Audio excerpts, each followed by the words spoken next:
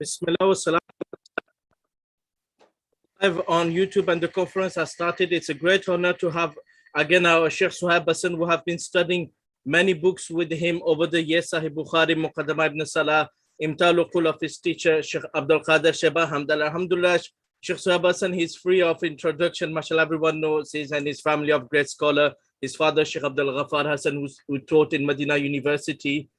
And likewise, all the scholars of his family. So the Shaykh Suhaib Hasan, without any further ado, he will speak from 4 to 5 regarding Shaykh Dawood Ghaznavi, who was the leader of the Ahl Hadith Jamaat in Pakistan. And after, from 4 to 5, Shaykh Waleed Basyouni from America will speak about his teacher, Shaykh Abdul Razak Afifi. So Shaykh Waleed Basyouni, Shaykh Suhaib Hasan, they're both members of Amjad, the Majlis Fuqaha of America, and both of them are students of Shaykh Ibn Baz. So without any further ado, inshallah, we will ask Shaykh Suhaib Hasan to start his talk. Bismillahir Rahmanir Rahim. Wassalatu wassalamu ala nabiyyina Muhammad wa ala alihi wa sahbihi ajma'in. Bismillahir Rahmanir Rahim. يرفع الله الذين آمنوا منكم والذين أوتوا العلم درجات والله بما تعملون خبير. All our brothers, sisters who are listening to this talk, that is about a great scholar, a great politician, a great student of knowledge. That was Maulana Dawood Ghaznavi, the son of Maulana Abdul Jabbar Ghaznavi, the son of Maulana Abdullah Ghaznavi, of course, of Ghazni from Afghanistan. I am going to speak about Maulana Dawood Ghaznavi, and this topic which I have chosen to speak about, there is a good reason for that as well. When I went to Al-Madinah to study in the Islamic University in 1962, I was among the 18 students who were taken from Pakistan or who were chosen from Pakistan to study in Al-Madinah. At that time, I did not know how my name was also included among these fortunate 18. Later, my father, Shaykh Abdul Ghaffar Hasan, told me that when the Islamic University was founded, that was in May 1962, among the advisory committee of the Islamic University was Maulana Dawood Ghaznavi as well from Pakistan.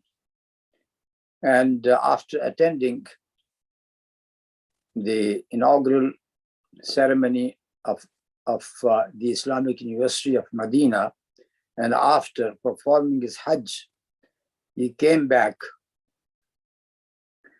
And then when they were trying to find out the students who got their intention to join Islamic University of Medina, my father suggested my name as well to him.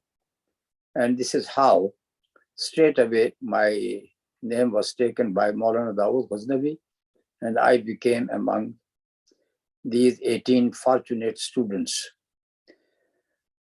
I have not seen him in my life because just 3 months later in July, we have to travel to Al-Madinah. And then I remained there for 4 years.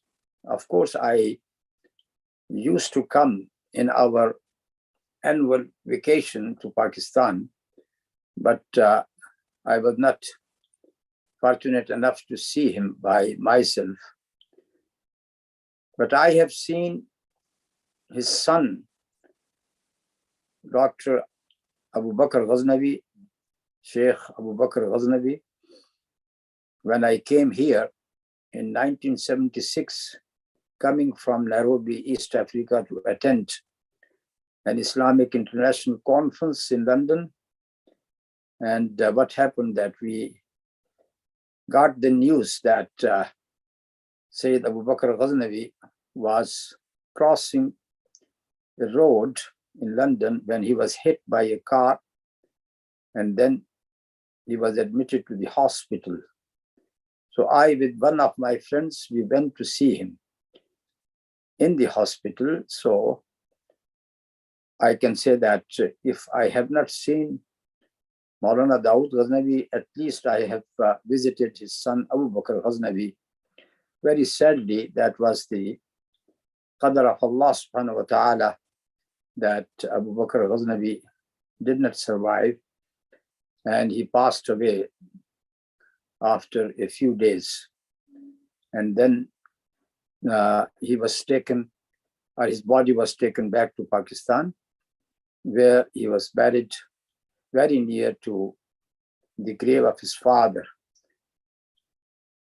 So that was, in the beginning, I wanted to say these few words.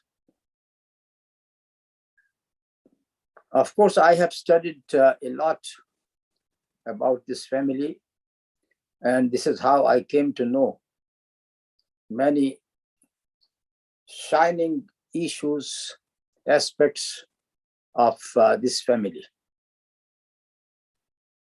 We can start with the grandfather of Maulana Dawood Ghaznavi, and that was Abdullah Ghaznavi, who was born in Ghazna in Afghanistan in 1811. His name was Muhammad Azam, but later he realized in his life that Muhammad Azam, the greatest one, he said that it is only suitable to Allah subhanahu wa ta'ala. So he changed that name to Abdullah. Among his studies, he went to Kandahar, where he met Shaykh Habibullah al-Kandhari. And he was one of his great teachers who brought him very near to Kitab and Sunnah. And Shaykh Habibullah himself was impressed by Sayyid Ahmad Shaheed and Sayyid Ismail Shaheed. When both of them, they came to Afghanistan through Kandahar, and he did give the oath of allegiance, bai'ah, to both shuyukh. So we can say that Maulana or Shaykh Abdullah Ghaznavi or Sayyid Abdullah Ghaznavi, he has taken that love for Quran and Sunnah and the love for jihad after meeting Shaykh Habibullah. And it is also reported that Abdullah Ghaznavi has seen a dream, a vision, in which he has seen Sahih al-Bukhari with dust upon it. And he has seen himself cleaning that dust from Sahih al-Bukhari. That was his dream. And the interpretation, of course, it was that he is going to publicize the teachings contained in Sahih al-Bukhari. He was, and he started his movement, which is about Quran and Sunnah, and he remained in Afghanistan for quite a lot. And then what happened that he got the opportunity to go to Delhi and study under the great scholar of India, Maulana Nazir Hussain ad-Dehlawi. And he studied under him in Delhi in his madrasa. Even Maulana Nazir Hussain ad-Dehlawi used to say that two students by the name of Abdullah came to me, Abdullah Ghaznavi and Abdullah Ghazi Puri. And he was very praiseworthy of Shaykh Abdullah Ghaznavi, especially about his prayer. that how beautifully he used to pray. So in 1857, he was there during the time when some Muslim forces, and that was the last days of Mughal Empire, they have tried to get liberation from the East India Company's rule, or you can say the English rule at that time. So this is known in Indian history as the movement for the liberation of India. And in English history, it is known as mutiny. And in Urdu, it is called Ghadr. So because of those events at that time, he has to come back to Afghanistan.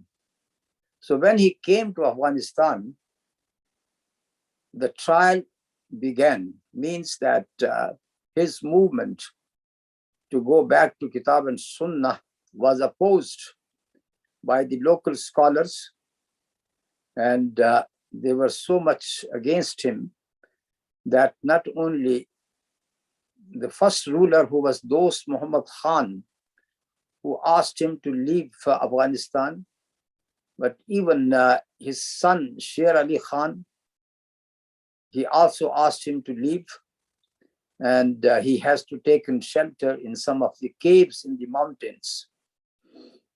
And after his rule came to an end, his successor Muhammad Afdal Khan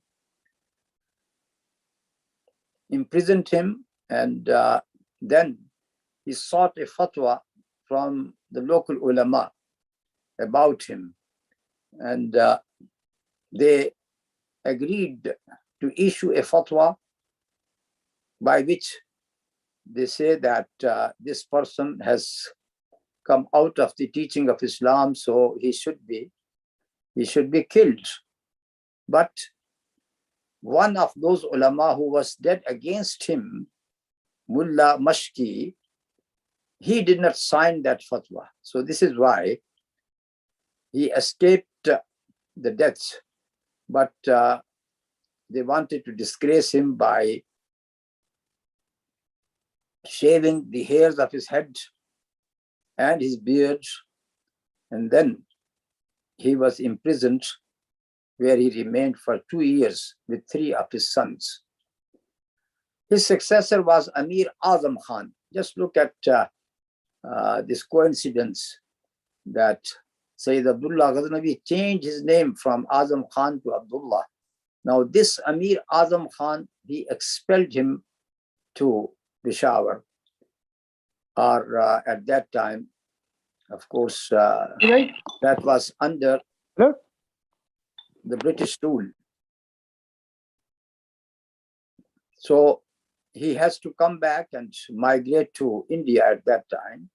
And from Peshawar, he kept on traveling until he came to Punjab, and he stayed in Amritsar, which was right in the heart of Punjab, very near to Lahore, where he remained till 1879, when he died in Amritsar and buried there. He left behind him 12 sons and 15 daughters, altogether 27 children. Abdullah Ghaznavi got so many good things about which we can talk, but because this speech is mainly about Maulana Dawood Ghaznavi, so I just mentioned one thing, that he was among those people who are known to be Mustajabud Da'awat. Mustajabud Da'awat, that their dua is accepted. So he was Mustajabud Da'awat, and it is reported that one of the great personalities in India, Abdul Ghaffar Qusuri, his paternal uncle, Ghulam Qadir, used to complain a lot about headache. So his father took him to Sheikh Abdullah Al-Ghaznavi and asked for dua. Ghulam Qadir said that because of this headache, sometime my Jama'at prayer with congregation is missed. So Abdullah Ghaznavi prayed for him, and his prayer was accepted in such a way that Ghulam Qadir survived 45 years after that, and he never complained this headache again, and he never missed his Jamaat prayer. Now we come to his son, that was Abdul Jabbar Ghaznavi, who was also born in 1849 in Ghazni. And of course, he came with his father to Amritsar, where he accompanied him, where he studied as well. And he was also among Mustajabud Da'awat people, and his dua was also accepted. And there are a number of issues of this nature. I may just say one of these incidents that was about an ordinary person who came from Madras. His name was Ismail, and he was serving two of his masters, you can say. They were two merchants, and he was serving them. So when they were in Amritsar,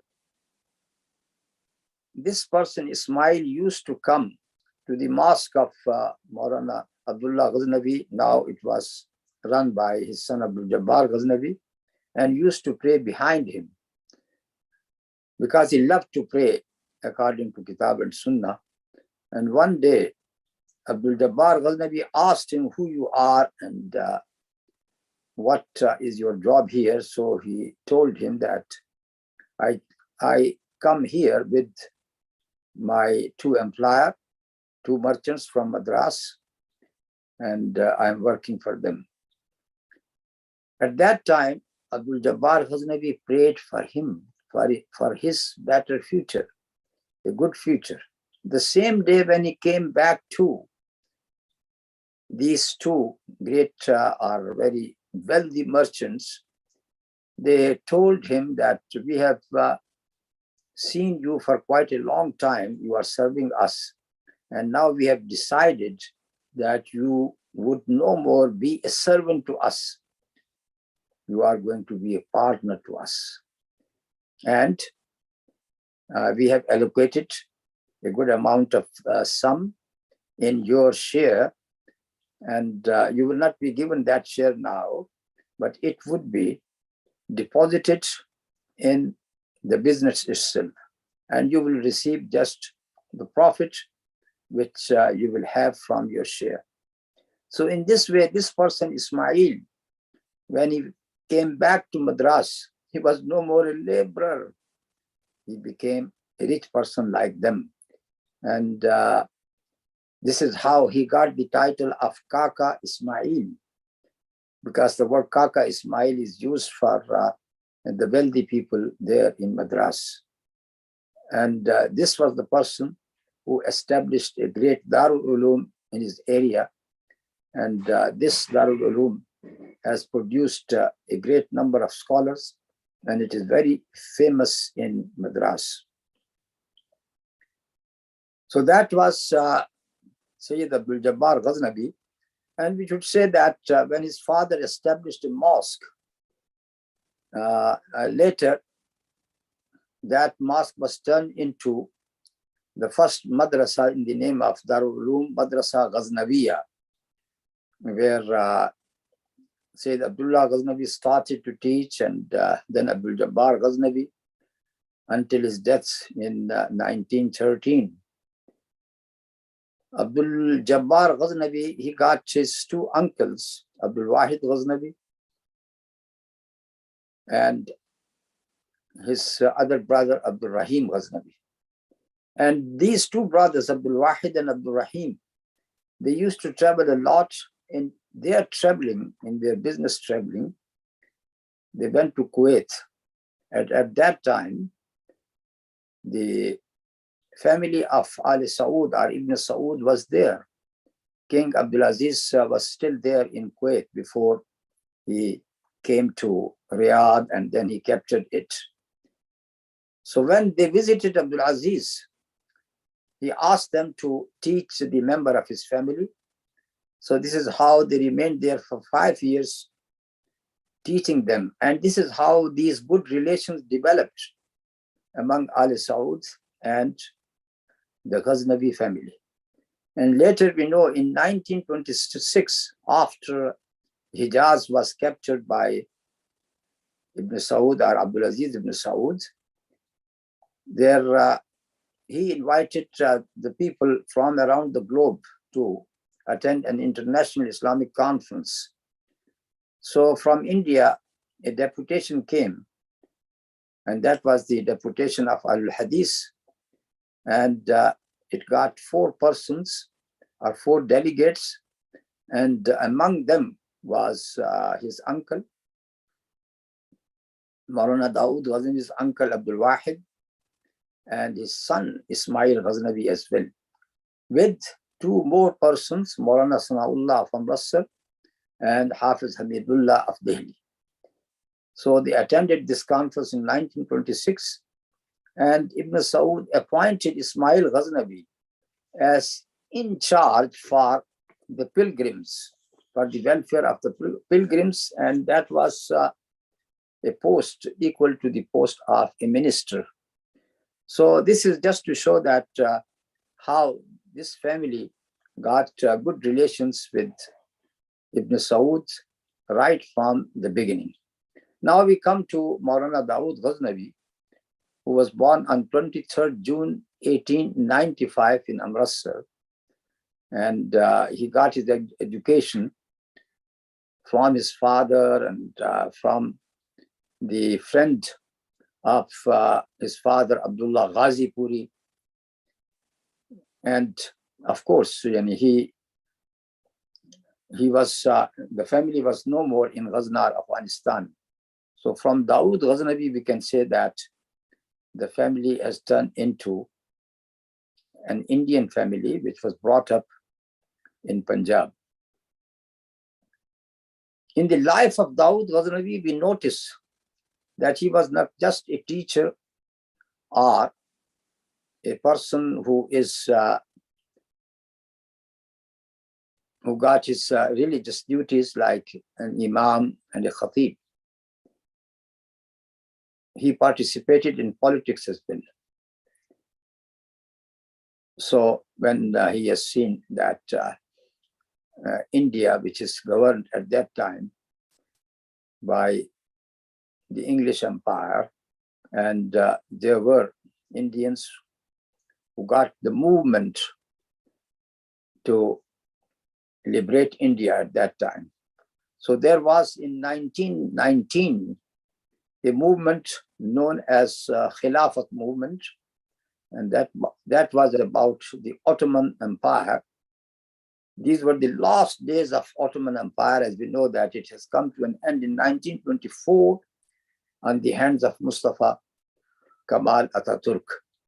So in the support of Khilafat, the movement started, and Maulana Dawood Ghaznavi at that time, he joined hand with that movement. And in the very same year, in April of 1919, the famous incident of Jallianwala Bagh. Jallianwala Bagh, that was a park with this name, where there were a great gathering of the Indians, including Muslims and non-Muslims, and General Dyer from the English government, he came riding on his horse, and then he ordered to open fire upon all the demonstrators. And that was one of the most brutal incidents in the English history or the Indian history at that time. It is said that Maulana Dawood Ghaznavi, he was about to leave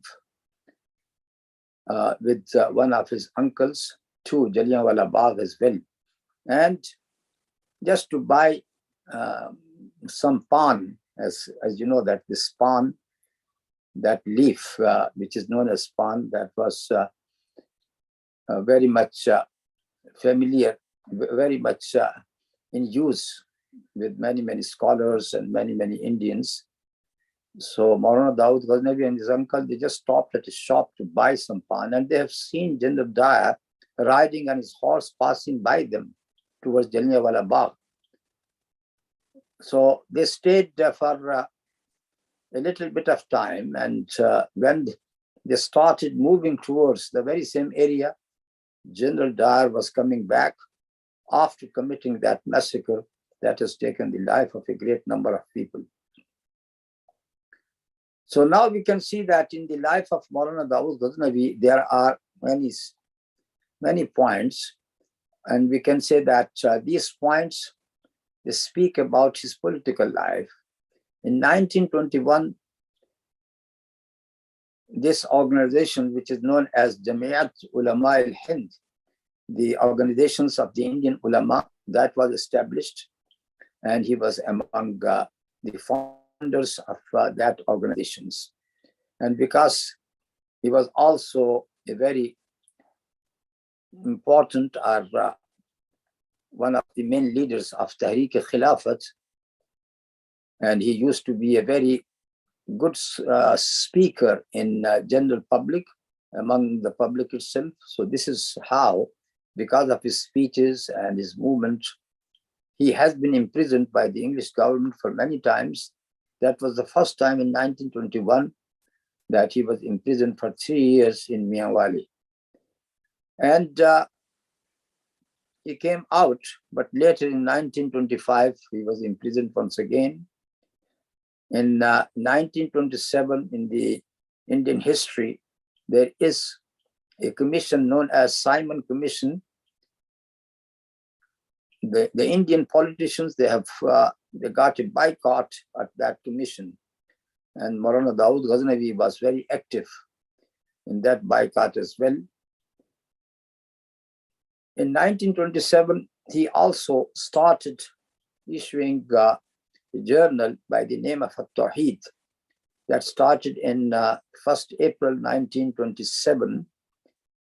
And this journal, you can say, it got very scholarly type of articles on Tawheed, on Sirat-e-Mustaqim, the straight path of Deen, and many other similar topics. It did not survive more than 3 years because the last issue was published in 1st May in 1929. Then we also see Maulana Dawood Ghaznavi was among the founder of Majlis Al-Ahrar, the Ahrar movement in India. He was the first secretary for that Majlis Al-Ahrar, which was given a great life by a great other scholars of India, Sayyid Ata'ullah Shah Bukhari. In 1932, there was a movement which is known as Movement of Kashmir, in which he was imprisoned once again.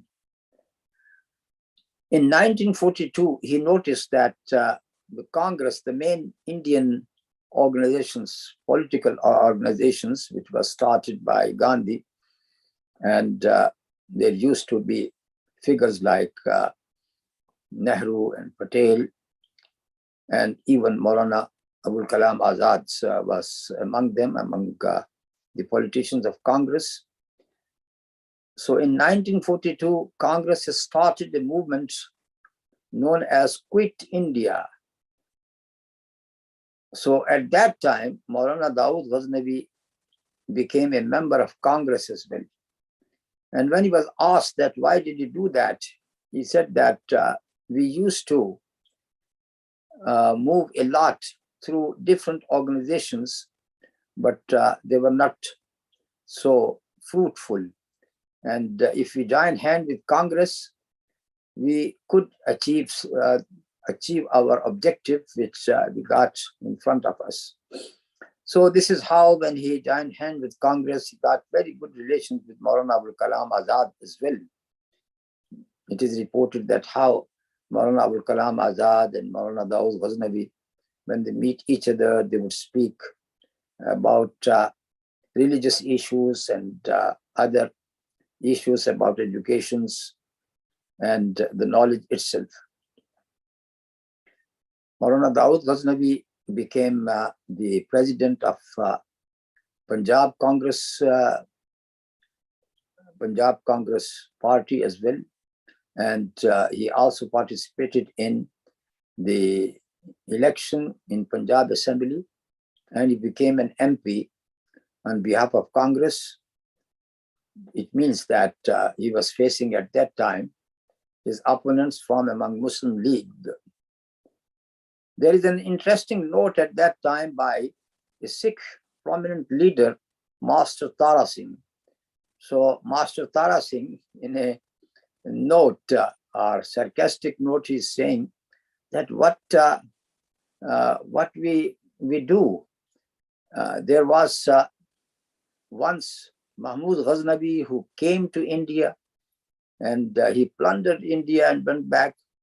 And now there is another Ghaznavi, and that is Sayyid Dawood Ghaznavi, who got the control of Congress in Punjab, and the people are listening to him. It is also said that Maulana Ataullah Shah Bukhari, who was a person of the pulpit, member and mihrab, means he was confined to the mosque. That was Maulana Dawood Ghaznavi who brought him into the politics. And so Maulana Ataullah Shah Bukhari became very, very active with Al-Ahrar movement. Maulana Dawood Ghaznavi remained just 4 years with Congress. In 1946, he resigned from the Congress and he joined hand with Muslim League, and he met Muhammad Ali Jinnah as well. Why did he leave Congress? He said in one of his interviews that we joined hand with Congress for one objective, that we have to liberate India from the English rule, and then there would be a joint rule of Hindus and Muslims together. But later he discovered that what he was thinking is not right. Once the English people have left India, behind them there would be two great nations, Hindus and Muslims. But the Hindus at that time, they were in a great majority, and still they are in great majority. So it means that through democracy, they would never be able to have their proper share in the rule. And when he asked this question, when he put this question to some of his Indian colleagues, that what is going to happen to the Muslims after India is liberated, they said, don't talk about it. Let us expel the English from the country first, and then we would see what we are going to do. And that was not any convincing answer by them. So Maulana Dawood Ghaznavi realized that the intentions by Hindus is not in the favor of any Muslim rule at all. So this is how he joined hand with Muslim League. That was in 1946, just 1 year before the liberation, or you can say before the partition of India into two states, one which is run by Hindus or by the Congress, and the other by Muslim League or by the Muslims. So that was some activities which I was able to pinpoint before the partition. Now, after the partition in 1947, because of all those riots which happened in Punjab, especially in the seat of Sikh in Amritsar, there were so horrible events which happened that Muslims had to leave, whether they liked it or not, Amritsar, and migrate to Lahore and other parts of Pakistan. Maulana Dawood Ghaznavi used to have a great library. It was all plundered by the Sikh attackers. The houses were burned. Even in his madrasa, 2 of his teachers were martyred. The clerk and his wife, they were killed as well by the Sikh. And as we know, even about Maulana Maulana Abul Wafa Sanaullah Amrasri, that his son, he got one son at that time. His son was butchered, massacred by the Sikh at that time. So he has to leave his madrasa and his press as well. So Maulana Dawood Ghaznavi migrated to Lahore. And now we come to some of his activities after the establishment of Pakistan. Right after the liberation or the establishment of Pakistan in 1948, he established Jamiat Ahl-Hadith Pakistan. And he was the one who has also made a constitution or laid down a constitution for Jamiat Ahl-Hadith of Pakistan. Here there is another interesting note which comes from his son, Sayyid Abu Bakr Ghaznavi, who asked his father that this type of constitution does not suit a religious organization, because religious organizations, they don't run like the constitutions made on the line of democracy. It is not suitable for a religious organization. So it means that his own son Abu Bakr has pointed out, but because Maulana Dawood Ghaznavi remained in so many political parties, so he wanted a constitution for it as well. And I myself, I could say that what his son Abu Bakr has said was quite true, because normally a religious organizations that is based upon especially upon the people who are committed to the dawah of inviting to Quran and Sunnah. So the only people who can run it, they are the people of knowledge, the people who can spread this knowledge sincerely, and they are supported by the people of wealth, you can say, the merchants, the traders, and other people from the walk of the life, from among solicitors, barristers, judges. Yes, they are going to support them, but the leading role should be among those people who got the knowledge of Quran and Sunnah. And when you come to decide upon a matter, you have to decide it on the basis of Quran and Sunnah, upon the evidence, not on the basis of showing your hands. And this is what is suitable to the religious organizations. But once again, it is very, very sad that our religious organizations, they think that they have to follow the political organizations on these rules which go hand in hand with democracy.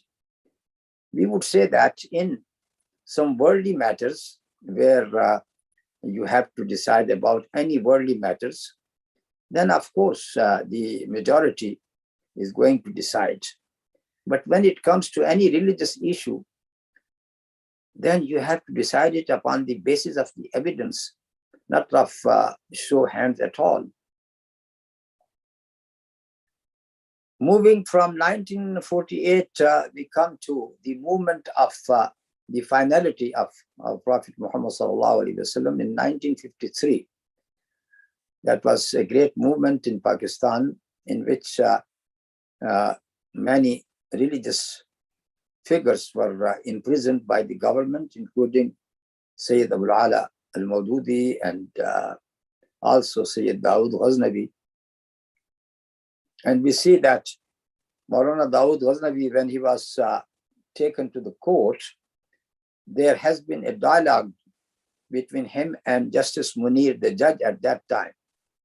So Justice Munir, as a judge, he asked him the first questions that your grandfather and your father were expelled from Afghanistan because they were Ahlul Hadith. Is it not the case? And Maulana Dawood Ghaznavi replied, no, that was not the case. The ruler at that time thought that Sayyid Abdullah Ghaznavi has become so popular among the people that if he remains there, then his rule is going to come to an end. That was the reason. Then he turned to the second question. Do you believe that to say, Ya Abdul Qadir Jilani Shay'an Lillah, is it a form of shirk? So Maulana Dawood Ghaznavi replied, it depends upon the intention of the person, that actually he is invoking the name of Abdul Qadir Jilani for help or not. For example, you, Justice Munir, you have said these words just now, and it depends upon your intention. Your intention is not to invoke the name of Abdul Qadir Jilani to ask for help. So it depends upon the ikhtilaf of niyyah. What is your niyyah and what is your intention? Then he turned to the third question and he said that, are your Imam is Abdul Wahhab? And he said, no, my Imam is not Abdul Wahhab at all. And he insisted, no, you people, you always refer yourself to Abdul Wahhab. So you are the follower of Abdul Wahhab. He said, no. And then Sayyid Dawood Ghaznavi said to him, do you mean Muhammad bin Abdul Wahhab? And then he said, yes, I mean Muhammad bin Abdul Wahhab. And it does not make any difference, Justice Munir said. And Sayyid Dawood Ghaznavi said, how you could say that it does not make a difference? Son is son and father is father. So why do you say that you attribute yourself to Abdul Wahhab? So the other judge who was listening to him, and he was the Judge Kiani, he said, after listening to Sayyid Dawood Ghaznavi, and you are such a eloquent speaker and speaking with evidence, that I could say that to me, you are one of the most skillful solicitors. Because Sayyid Dawood Ghaznavi did not bring a solicitor for him to solicit for him. He was soliciting for himself. We move forward that in 1954, when the King Saud came to visit the country, Pakistan, so Sayyid Dawood Ghaznavi went to Karachi to receive him. And when the king came to Lahore, he was among the dignitaries to be there to receive him as well. In 1955, a great Islamic institution by the name of Jamia Salafia was to be established. So the Jamiat al-Hadith, they decided to establish this Jamia or that Jamia in Lailpur, which is now known as Faisalabad.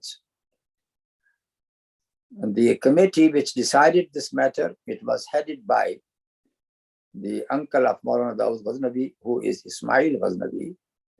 And this name, Salafia, was suggested by another Shaykh, Maulana Hanif al-Nadawi, that it should be named as Jamia Salafia.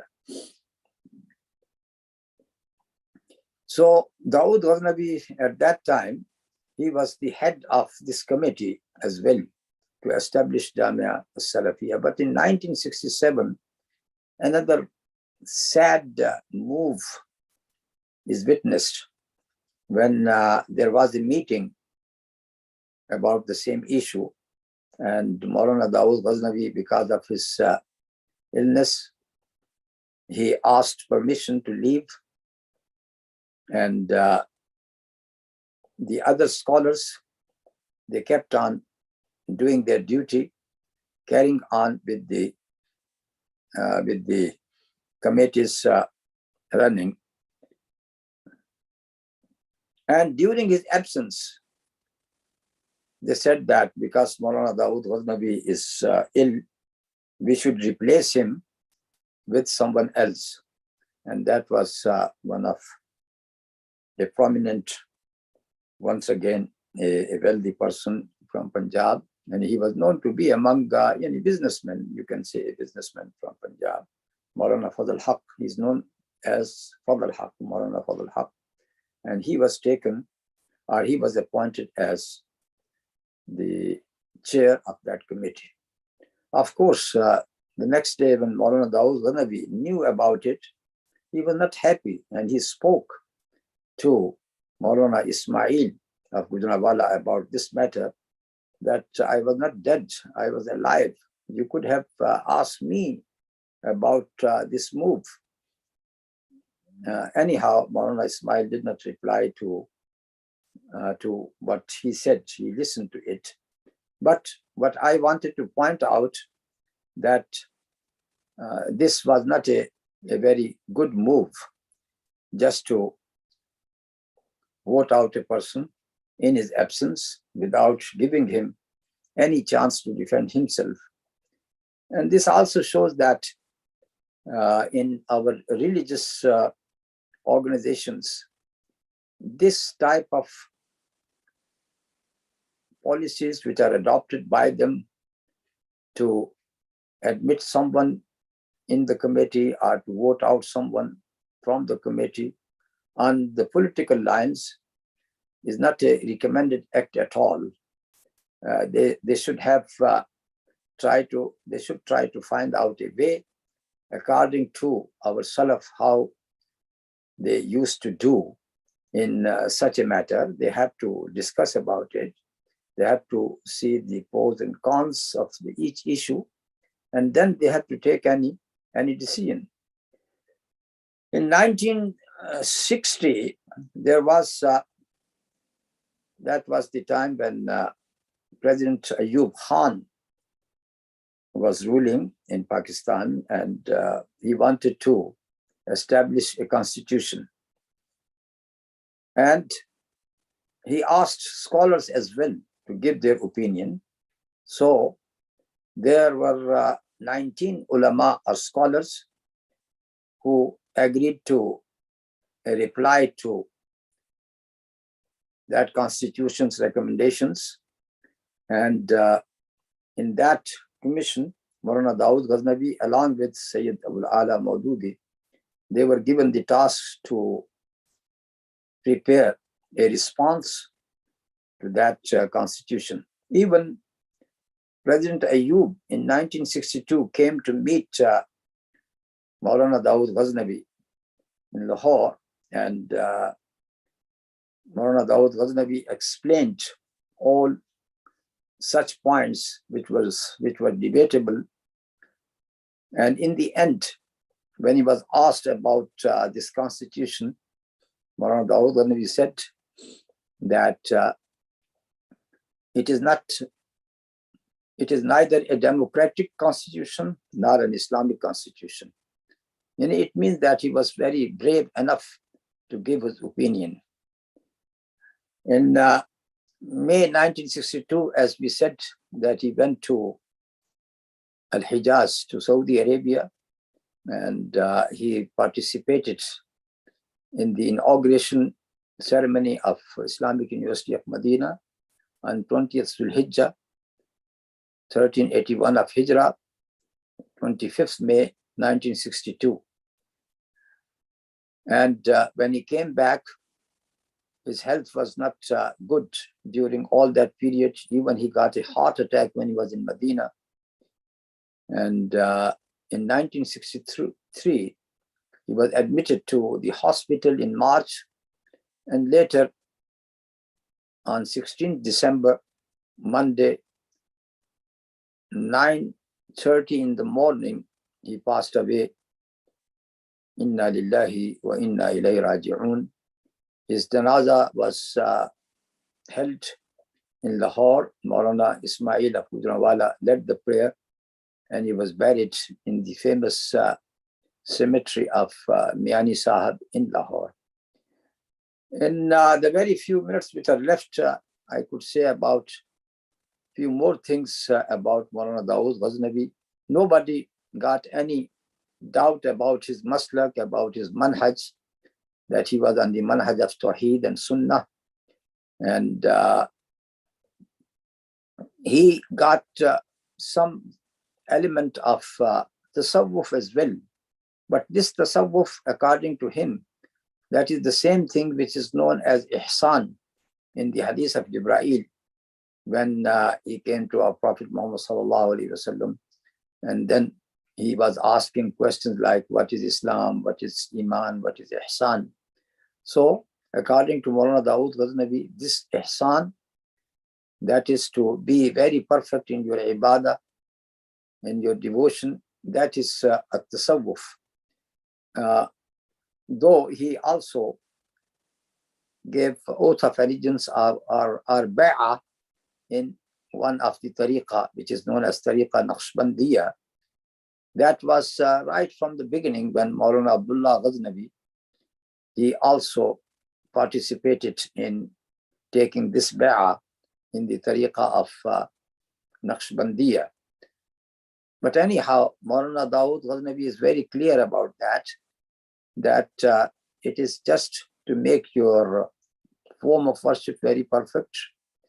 We are not concerned about kayfiyat and kashf, which is a feature of tasawwuf.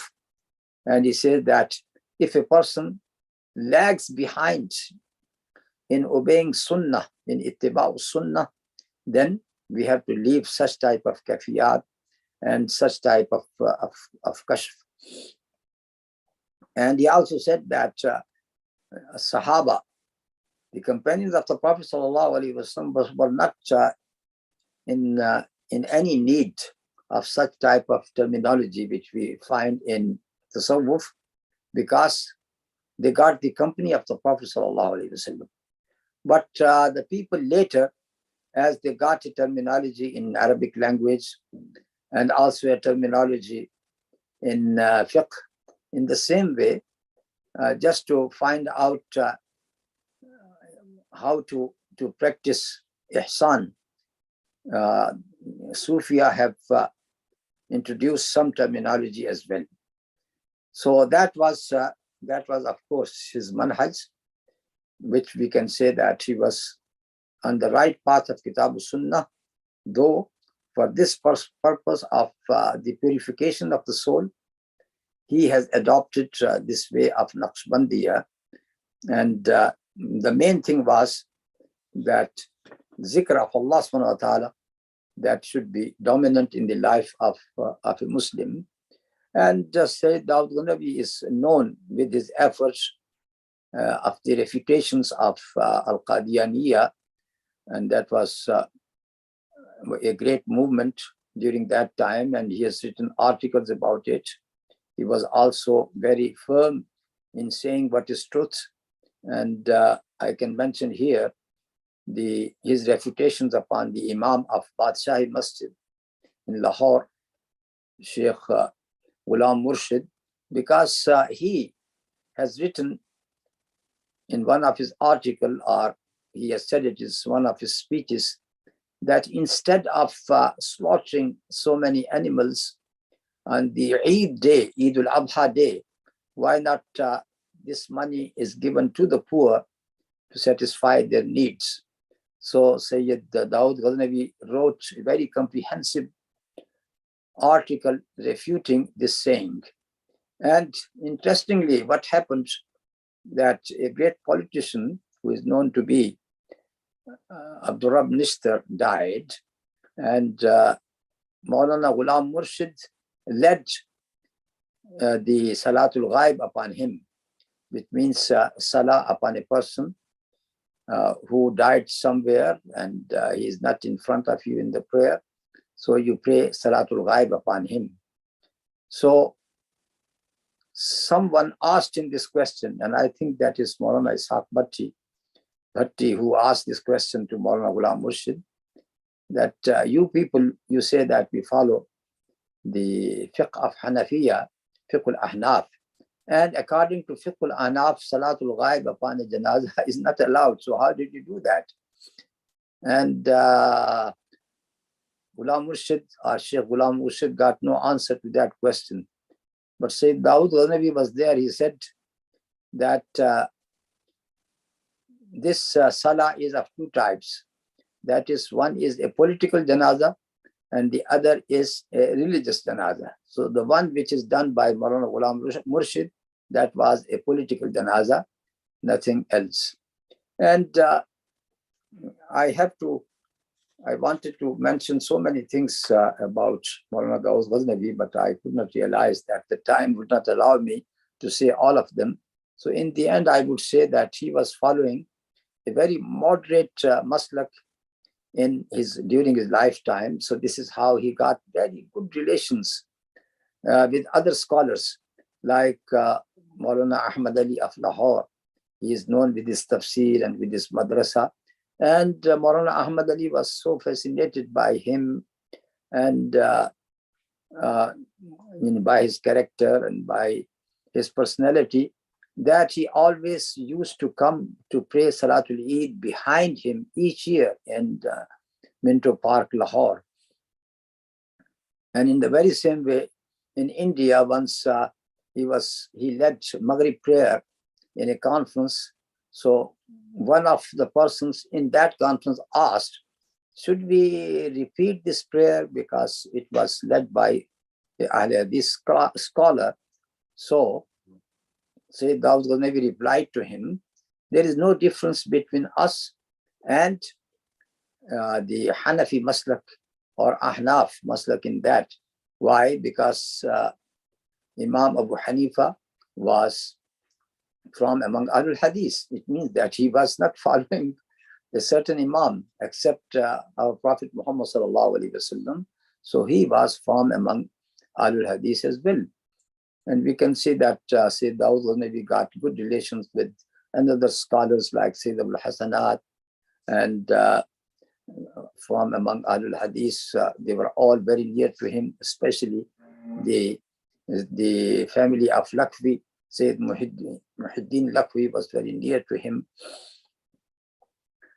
Anyhow, there are many other things which we can say about him, but because of the time, I have to stop here. May Allah subhanahu wa ta'ala admit him into his Jannah. May Allah subhanahu wa ta'ala accept all his good services towards al-Islam and towards the Muslim. ربنا تقبل منا إنك أنت السميع العليم وتب علينا إنك أنت التواب الرحيم وصلى الله تعالى على نبينا محمد وعلى آله وصحبه أجمعين والسلام عليكم ورحمة الله وبركاته. Wa alaikum salam, Shaykh. Jazakallah khair for this very enlightening talk, mashallah. Shaykh Waleed Basyouni is already in the group, so maybe you want to say salam to him first before we start his introduction. نعم شيخ وليد كيف حالك؟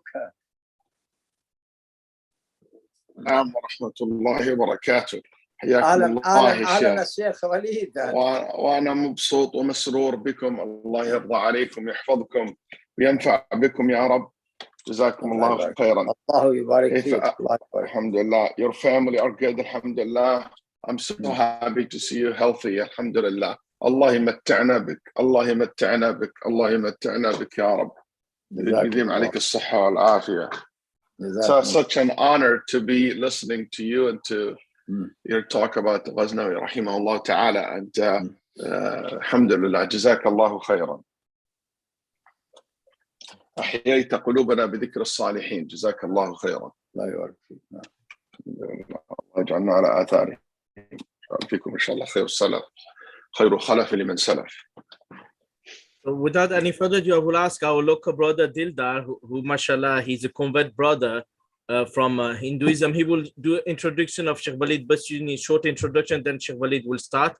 So brother Dildar, are you in the group?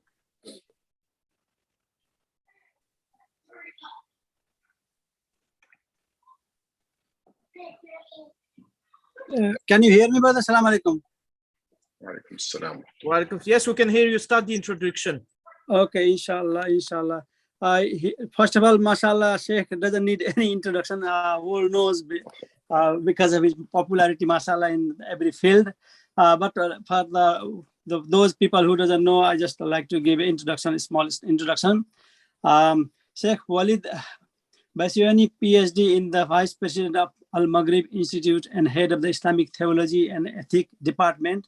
Shaykh Waleed graduated with a Bachelor in Islamic Science and Al-Imam Muhammad University, Kingdom of Saudi Arabia, and did his Master in Islamic Theology, World Religious and Modern Religious Sect from Al-Imam Muhammad University, and achieved a doctorate in theology from the Graduate Theological Foundation in Indiana.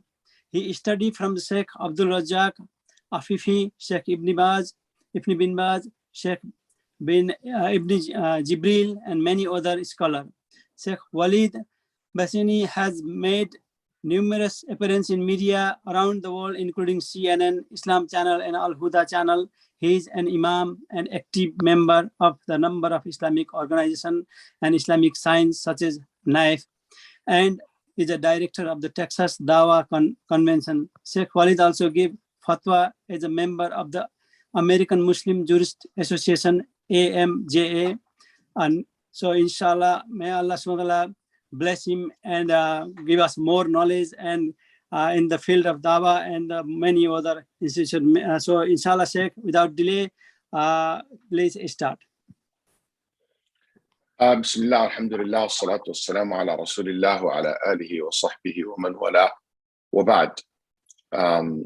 First of all, I would like to thank the brothers and sisters who are attending, who are organizing such a unique event, because usually when we talk about scholars who lived in early time in Islam.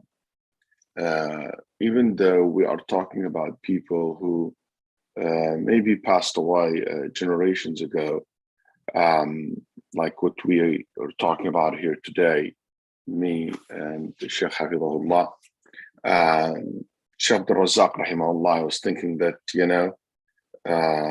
he was born about 117 years ago. So that's a quite time. I'm sure many have not even heard of Shaykh Abdul Razak Rahimahullah, not even talk about meeting him or getting the pleasure to attend his classes. I myself want to put that record straight. I was not old enough to attend his classes, rahimahullah. When I saw Shaykh Abdul Razak Afifi and I started coming to visit him, he was old. He's like near his 90s. So there was nothing, there's no classes at that time. Same thing when I met Shaykh Al-Albani, rahimahullah. But my meeting with them was more of su'alat, questions, and coming to their homes, visiting them, listening to their conversation with the sheikh who older than me, doing my own research on some of the points and provided to them and asking their feedback about some of the points that I researched. So that's how I get to know Shaykh Abdul Razak rahimahullah ta'ala. And I'll talk more about him and my personal interaction with him rahimahullah ta'ala, even though it is considered very limited and very small comparing to other scholars. But the amount of impact that this man have left on me is unbelievable. And I don't know how that with these few times that I met him and I stayed with him and I studied with him, it's limited amount of hours and days, but yet it has an impact until today on me in my upbringing. Some of the advices that he gave, the style that he had, rahimahullah ta'ala, was something very, very, very interesting. And subhanAllah, usually That's how real scholars are. يعني some of the ulama rahimahullah said كان إذا ذكر السلف افتضح أمرنا. One of the ulama once said, when we talk about the early generation scholars, it shows that we are fake. Yani we're nothing. And we ask Allah subhanahu wa ta'ala to make us all good. Yani, humility, it doesn't mean that you think less of yourself. It means that you think less about yourself. But this is very true when you compare, when you study the life of the true scholars, high caliber scholars. You see how the difference, how the distance between us and them, and that should just only lead to one conclusion, in my opinion, to be positive, which is to encourage us to copy their footsteps and to be inspired by their stories. And that's the whole point of mentioning the stories of so many in the Quran, including the prophets and messengers first, then other than the prophets and messengers, stories of great men and women through history who were giving to us as a role model. And no surprise, Allah subhanahu wa ta'ala ضرب مثلا للذين آمنوا. He gave an example for the believing to be inspired by this example. And he gave the example of what? Two women, Maryam wa imra'ata Fir'aun, as Allah subhanahu wa ta'ala said in Surah Al-Saf. And also the Ibrahim والذين معه, the Ibrahim and the Ibrahim alayhi salam and Isa alayhi salam, and those who believed with him. قال من أنصاري إلى الله قالوا نحن أنصار الله.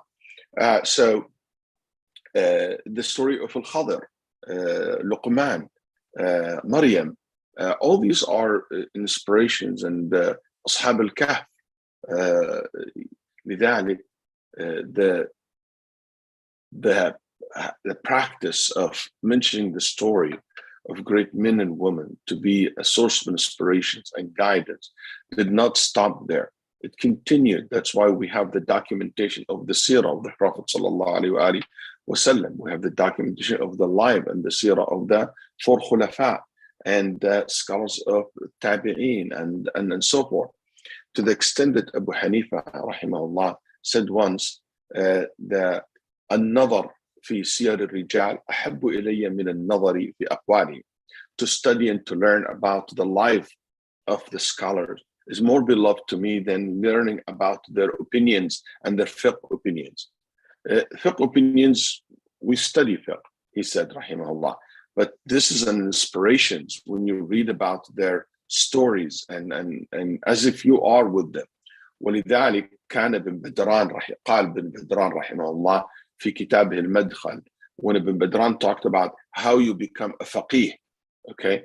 And if you want to be a faqih, you want to be a scholar, you have to study the life of the scholars of the madhab that you study. So if you're going to follow, for example, the way of Ahlul Hadith, you need to know about the ulama of Ahlul Hadith. You want to follow the way of Ahmad ibn al-Hanabila or the Shafi'iyah or the Malikiyah or the Ahnaf. You need to know about the life of the Abu Hanifa rahimahullah, Abu Yusuf, and Muhammad bin Hasan al-Shaybani, and Imam Ahmad rahimahullah, Abdullah ibn Ahmad, Harb, and so forth. You need to learn about the life of those scholars, Bukhari, Muslim, Abu Dawood.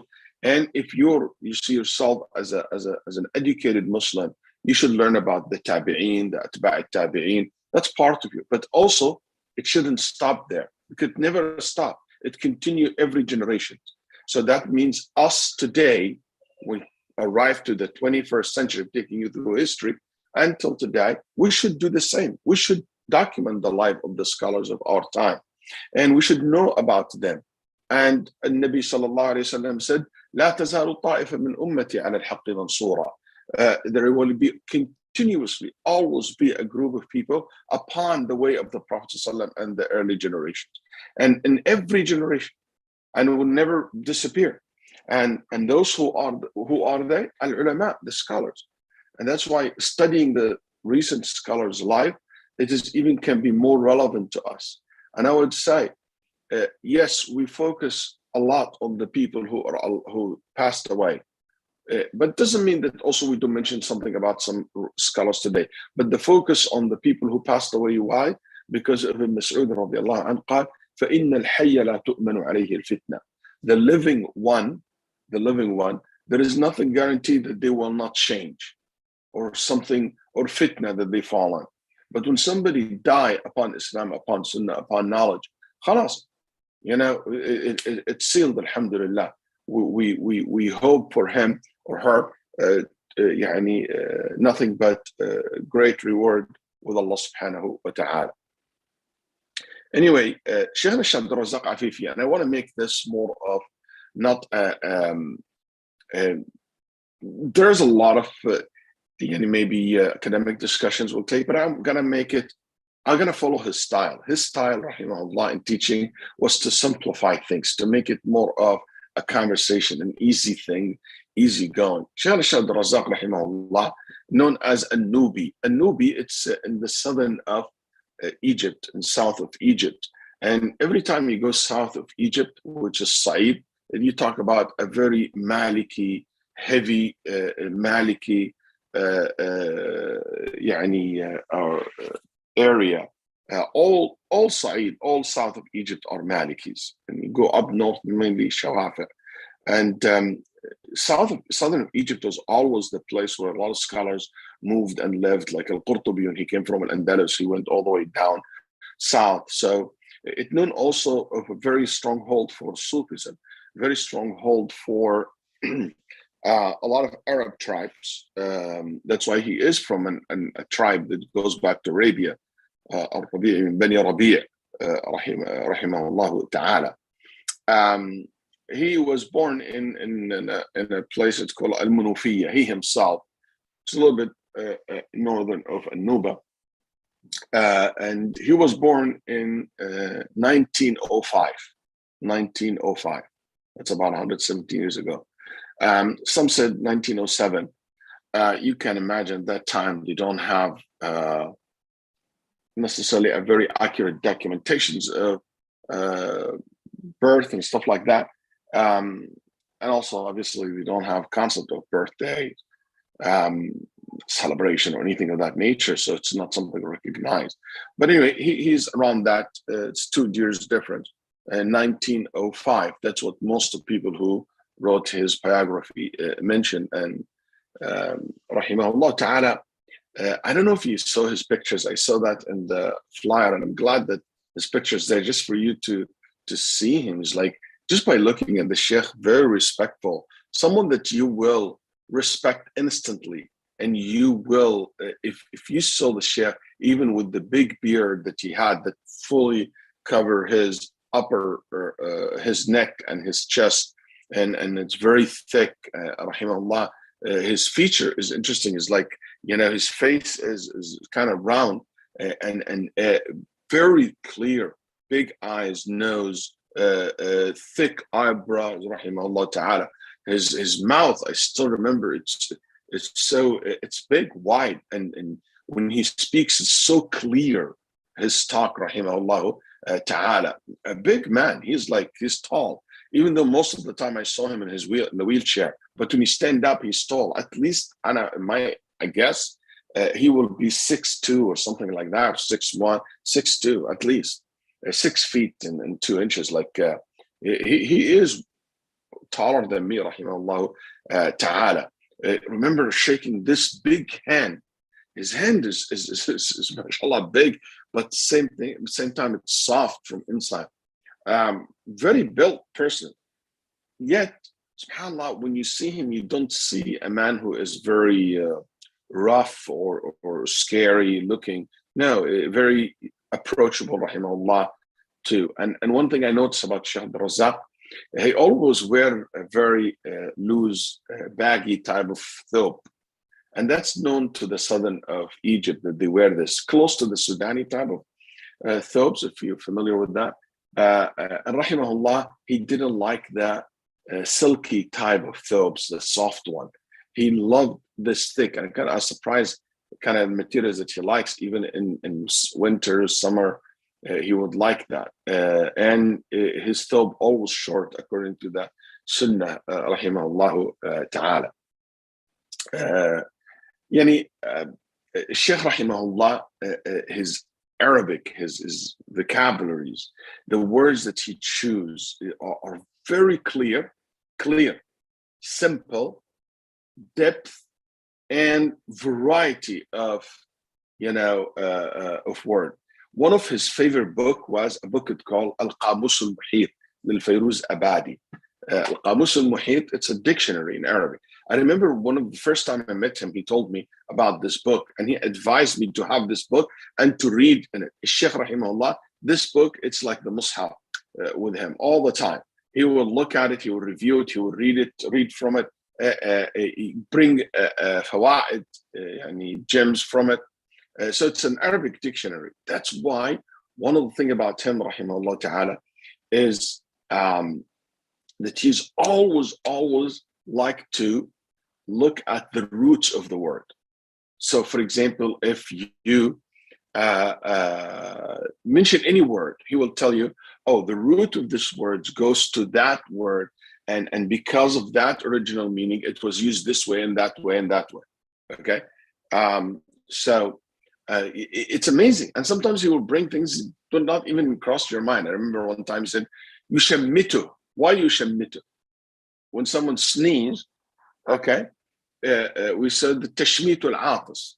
He said to me once, "Shamata." And I said, "Sheikh, why it's called shamata?"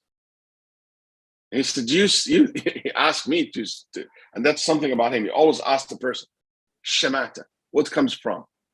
Because la tushmit bi al-a'da. Don't let the enemies have shamata on me, which it means, they are happy about the bad things that happen to me. Shamata originally used in the Quran to refer to when something bad happened to you and people so happy that your enemy, happy that the bad things happen to you. So how can this word be used for someone who sneezes, alhamdulillah? I never thought about this in my life. I've been using these terms all my life, and I know what it means in Arabic, and I know I'm familiar with the other meaning, but I never crossed my mind. And that's one thing about Shaykh Razzaq rahimahullah. I can guarantee you 5 minutes with this Shaykh will make you think. Just 5 minutes sitting with him, he will make you use your brain. Or even less than 5 minutes. Then he told me, in Arabic language, we have something called, you use the words and you mean the opposite. Like, for example, when some gets stung by a scorpion, or poison, we call salim, which it means someone who's free of harm. Okay? And someone who can't see, basir, he can see. Because tafa'ulan, it will be the opposite of that. So ash-shamata, this is something that, because sneeze, it maybe cause any harm to you. No, it will actually, you will be good after the sneeze, and Allah subhanahu wa ta'ala will protect you from that movement of the air, and it comes good.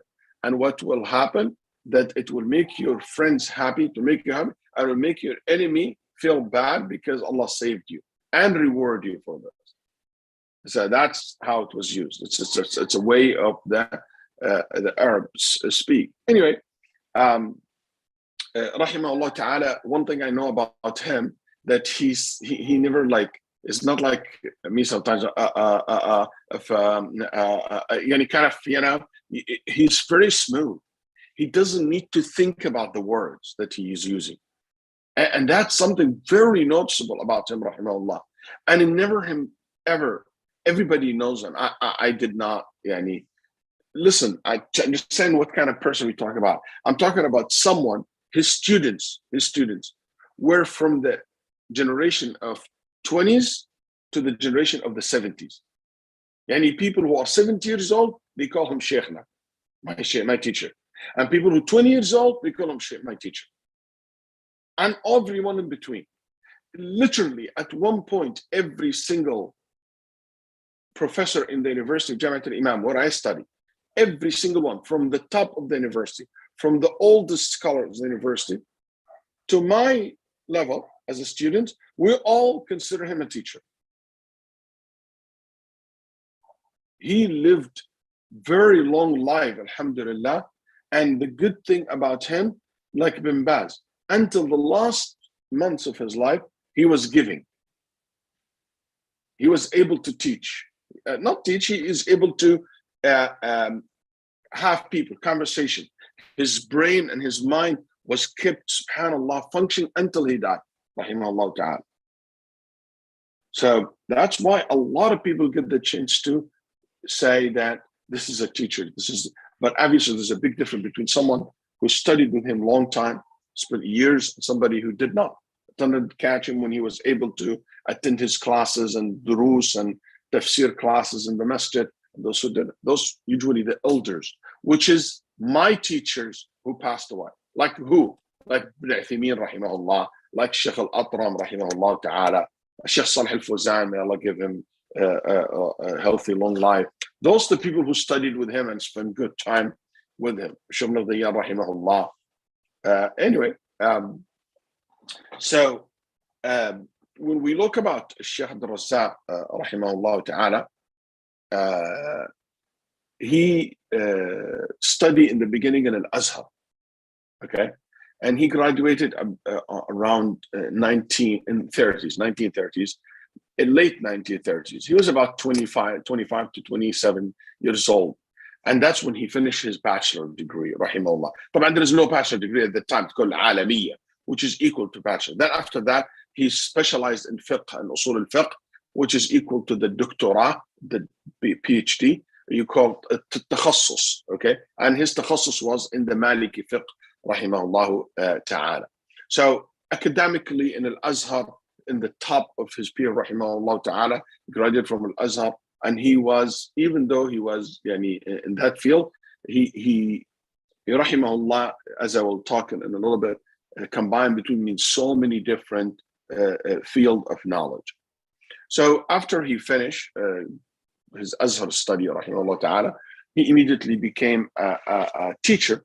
He started teaching in the Azhar institutes, and they have small branches and institutes, small institutes over the country. So he was teaching in several places, rahimahullah ta'ala. And one thing that he helped from that time, you talk about in 1930s, okay? In 1930, 37, 38, something like that. Can you imagine? He was helping to establish branches like a high school's branch for Al-Azhar to teach up to the high school level in different villages and countryside in Egypt, rahimahullah ta'ala. Also, one of the things that he was very distinguished at that time, that when he was 38 years old, he was chosen to be the vice president of an organization that was born out of Al-Azhar as well, because the founder of it is Shaykh Muhammad Hamid al-Fiqhi, which is known as Ansar al-Sunnah al-Muhammadiyya. It's a very Salafi organization that was established in Egypt by the Shaykh Muhammad Hamid al-Fiqhi, and the first Jama'ah as a group, as an organized da'wah effort in the country. If I'm not mistaken, it's in 1926. So that makes Jama'at Ansar al-Sunnah al-Muhammadiyya was actually established 2 years before Muslim Brotherhood, because Muslim Brotherhood in 1928, and this one was 1926. And Shaykh Abdul-Razzaq was among the early founders of this organized effort in da'wah. And that organized effort in da'wah was meant to focus on religious da'wah. Was no political ambitions at that time at all for them. What their goal was to free Egypt from all these practices that against the Sunnah of the Prophet ﷺ, like the shrines that people go, make sujood to, tawaf around, slaughter their animals for it, pray to the dead, seeking refugees with them or seeking their help, taking them as intermediate between them and Allah subhanahu wa ta'ala. All these practices of shirk that was widely practiced in Egypt. This is something that they dedicated to their efforts to fight. Also, the same time, they saw how the influence of some of the colonizations and the Western lifestyles coming to place. Also, the influence of the Mu'tazila and the Ash'aris, which is Al-Azhar, is an institute that adopt that ideologies on people. So they tried to push back. One of the things that they started doing, they started a publisher, matba'ah, to publish books, and they brought the book of Shaykh Islam ibn Taymiyyah rahimahullah and Ibn al-Qayyim, and they published it. And the good thing is they got, because they are scholars, they have a scholarly level, and also they came from an academic perspective, they came from knowledge as a sharing the knowledge. They got actually in the beginning, especially from Al-Azhar, quite support. Abdul Halim Salim, or even what is his name, Shaltut, the Shaykh Al-Azhar, and others. They respected that type of effort. And Sheikh Muhammad Hamd al-Faqih was a great scholar, Azhari graduate, well respected, and most of the scholars who led that organization graduated from Al-Azhar. So they were seen as not as a complementary to the da'wah in the field. Anyway, Shaykh Abdul Razzaq rahimahullah ta'ala was very young to be chosen to be the vice president of that organization. He dedicated so much of his life into support Jamaat Sunnah in Egypt, establishing multiple branches in it, and especially in Alexandria, rahimahullah ta'ala. When he was around late 40s or 48, something like that, became the president of the whole entire Jamaat Sunnah Muhammadiyya, rahimahullah ta'ala, I think in 1959 or something around that time. After Muhammad Hamd al-Faqih passed away. The Shaykh, during this period of time working in Egypt, he used to go to Mecca for Hajj and Umrah on a regular basis, rahimahullah ta'ala, and met scholars there. So at that time, Saudi Arabia is just about to be starting the country is just to be founded. You know, if you know a little bit of history of that country, King Abdulaziz took over. Now he took care of the country from security perspective, secured the country. Everybody gave him bay'ah. He became the king of the country. Now he started to build the country, and to build the country, build it from educations and economically and many other areas. So he needs that help. So he starts seeking help from Egypt, and when he went to Egypt, he looked to teachers and people who can help to develop the country. And among the people that he heard about his brother or his son, Saud, when he visited Egypt, was Shaykh Abdul Razzaq, a very high reputation, especially with Ansar al-Sunnah, known to be a Salafi organizations, people who follow the Sunnah of the Prophet sallallahu alaihi wasallam, and that's something go along with the movement and da'wah of Imam al-Mujaddid, Shaykh Muhammad al-Wahhab, rahimahullah ta'ala. So they were interested to bring Shaykh Abdul Razzaq Afifi into the country. Shaykh Abdul Razzaq at that time, he's already a scholar. Even he published a book that is considered a very important book. It's called Al-Ulu, Imam al-Dhahabi rahimahullah ta'ala, talk about Allah's being above the world, refuting the Ash'ari and the Jahmi position of denying Allah subhanahu wa ta'ala being above the world. For him to be adopting these kind of books, this published with the commentary from the Shaykh, rahimahullah ta'ala, and the movement of Ansar al-Sunnah gave him a very good credibility. So they were interested in having him. They asked him to come to teach in Saudi Arabia and to help establishing Islamic educations in the country. Okay, especially he graduated from Al-Azhar, from an academic institute. At that time, Saudi Arabia is just the scholars and the ulama are what? They are scholars who just study under scholars in a masjid or in a private gathering and in homes and masajid, and in a very traditional way, nothing academic at all at that time. So he came, rahimahullah ta'ala, and he started with something called Dar al-Tawheed, the home of Tawheed in the Ta'if, and he started teaching in it, rahimahullah ta'ala. Also, after a short period, he went to Al-Qasim, to Unayza, where Shaykh Ibn Taymiyyah rahimahullah's city is, and he started teaching there. And in that time, he stayed in Saudi Arabia, he came back to Egypt, and came back. Then after that, he moved to Riyadh. He became more popular, and he was asked to establish and to start Kulliyat Sharia. So that's the first Kulliyah, the first college for Sharia to be established. He established that, rahimahullah ta'ala. in Saudi Arabia. Then after that, he said to the government, if we want to develop the Saudi Arabia, if we want to develop the shuyukh, the scholars, it has to be a university. And he came the idea of the university and the whole Muhammad bin Saud University, then Jamia Islamiyah, also university, one of the founder of this. So he brought that concept of building a university, not just a college.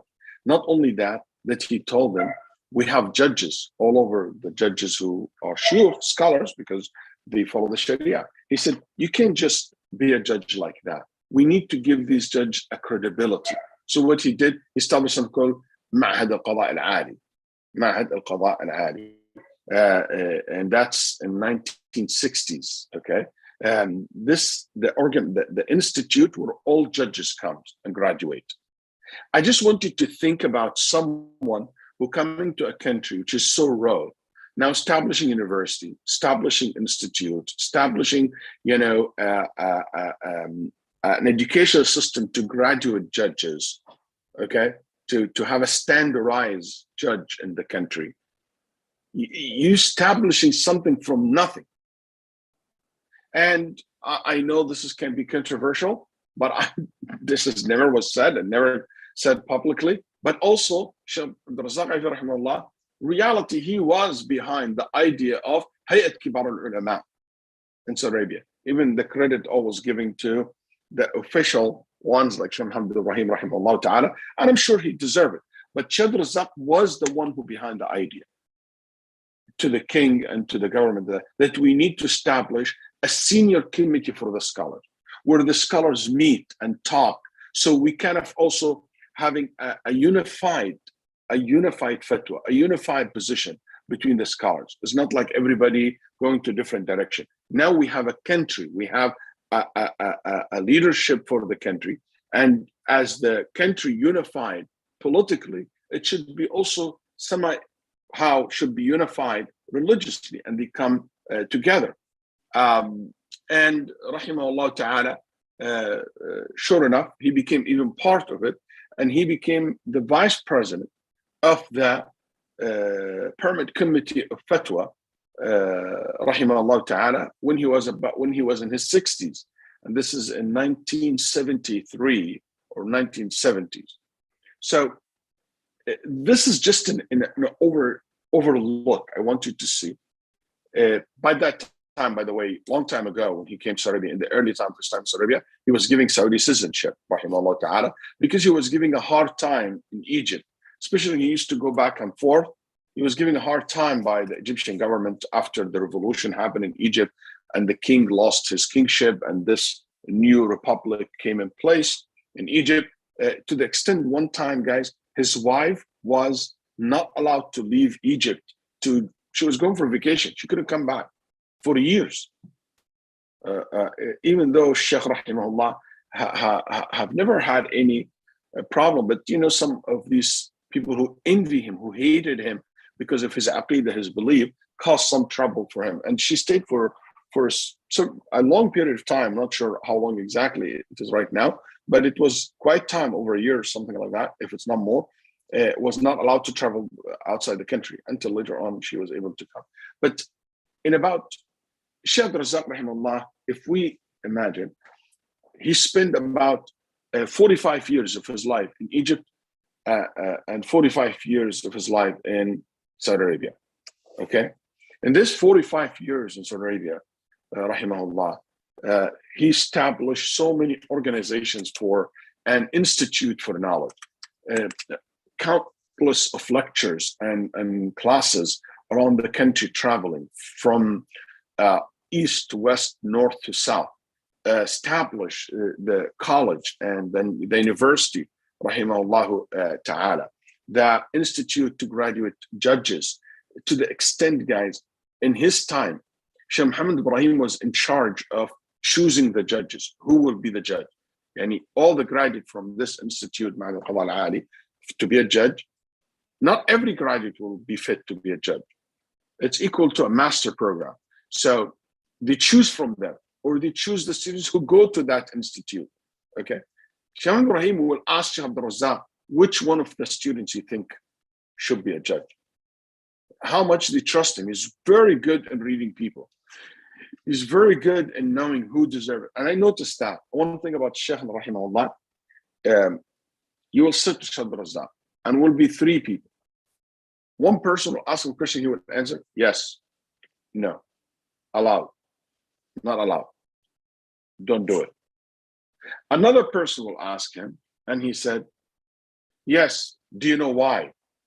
You know, what about this evidence? What about that? So what do you think of this? And he will engage for about 5, 7, 8 minutes, back and forth, bringing issues. It's the same issues. Rahimahullah, this is something interesting about him. He will not open up to anyone. He will only open up to people that he sees and he feels that they are true student of knowledge. They love knowledge. They understand knowledge. They respect knowledge. He will open up and he's very good at reading people. Rahimahullah ta'ala. Anyway, so most of the judges chosen through him, rahimahullah ta'ala. He also, among the people who put the curriculum for every major university, except for Jamiat Islamiyya, choosing the teachers from around the world to come to teach in this university. And if you look at the founder of University of Jamiat Islamiyya, you'll see the variety of the scholars.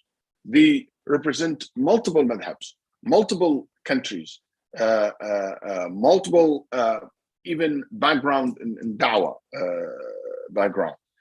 He was very, rahimahullah ta'ala, involved and inclusive, rahimahullah ta'ala. Establishing also the curriculum and the university in Jamiat al-Imam in Saudi Arabia, where thousands and hundreds of thousands of students graduate later on. As for the amount of research papers that you wrote for the IFTA and for Hayat Kibar al-Ulama, I can tell you these are thousands and thousands and thousands of pages. I hope, my hope in life that this will be released. This never was released.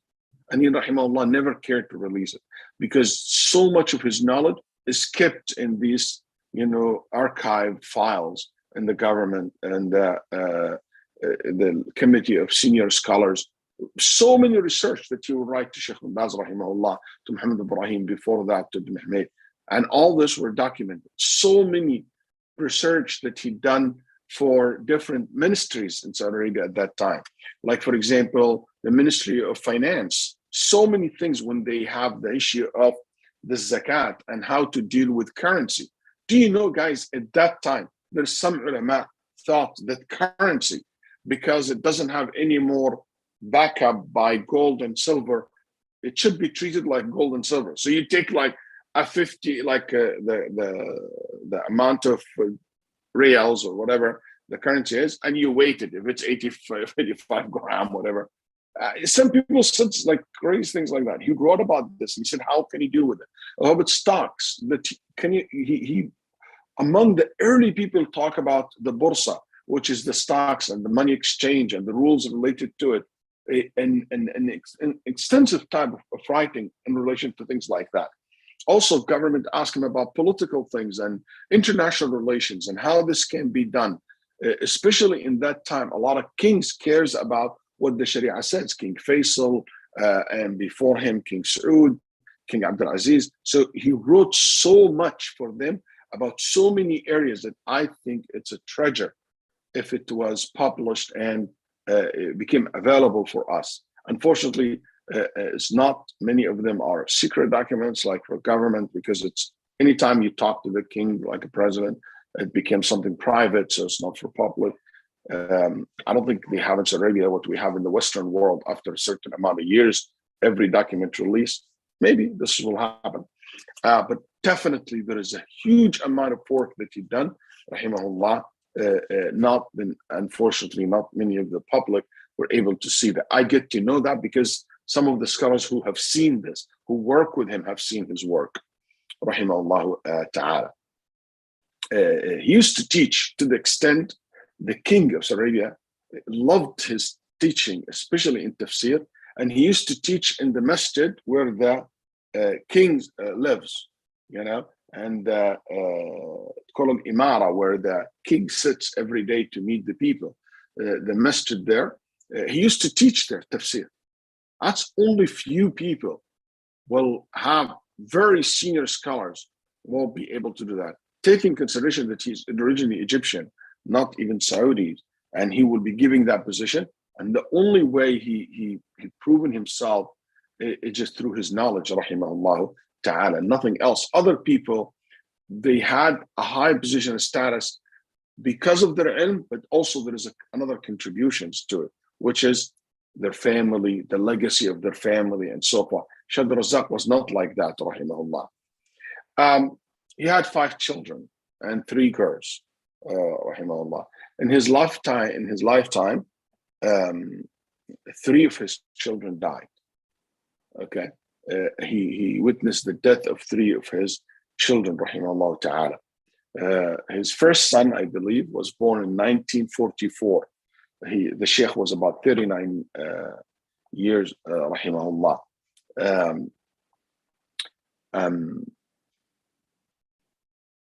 His name is Ahmed.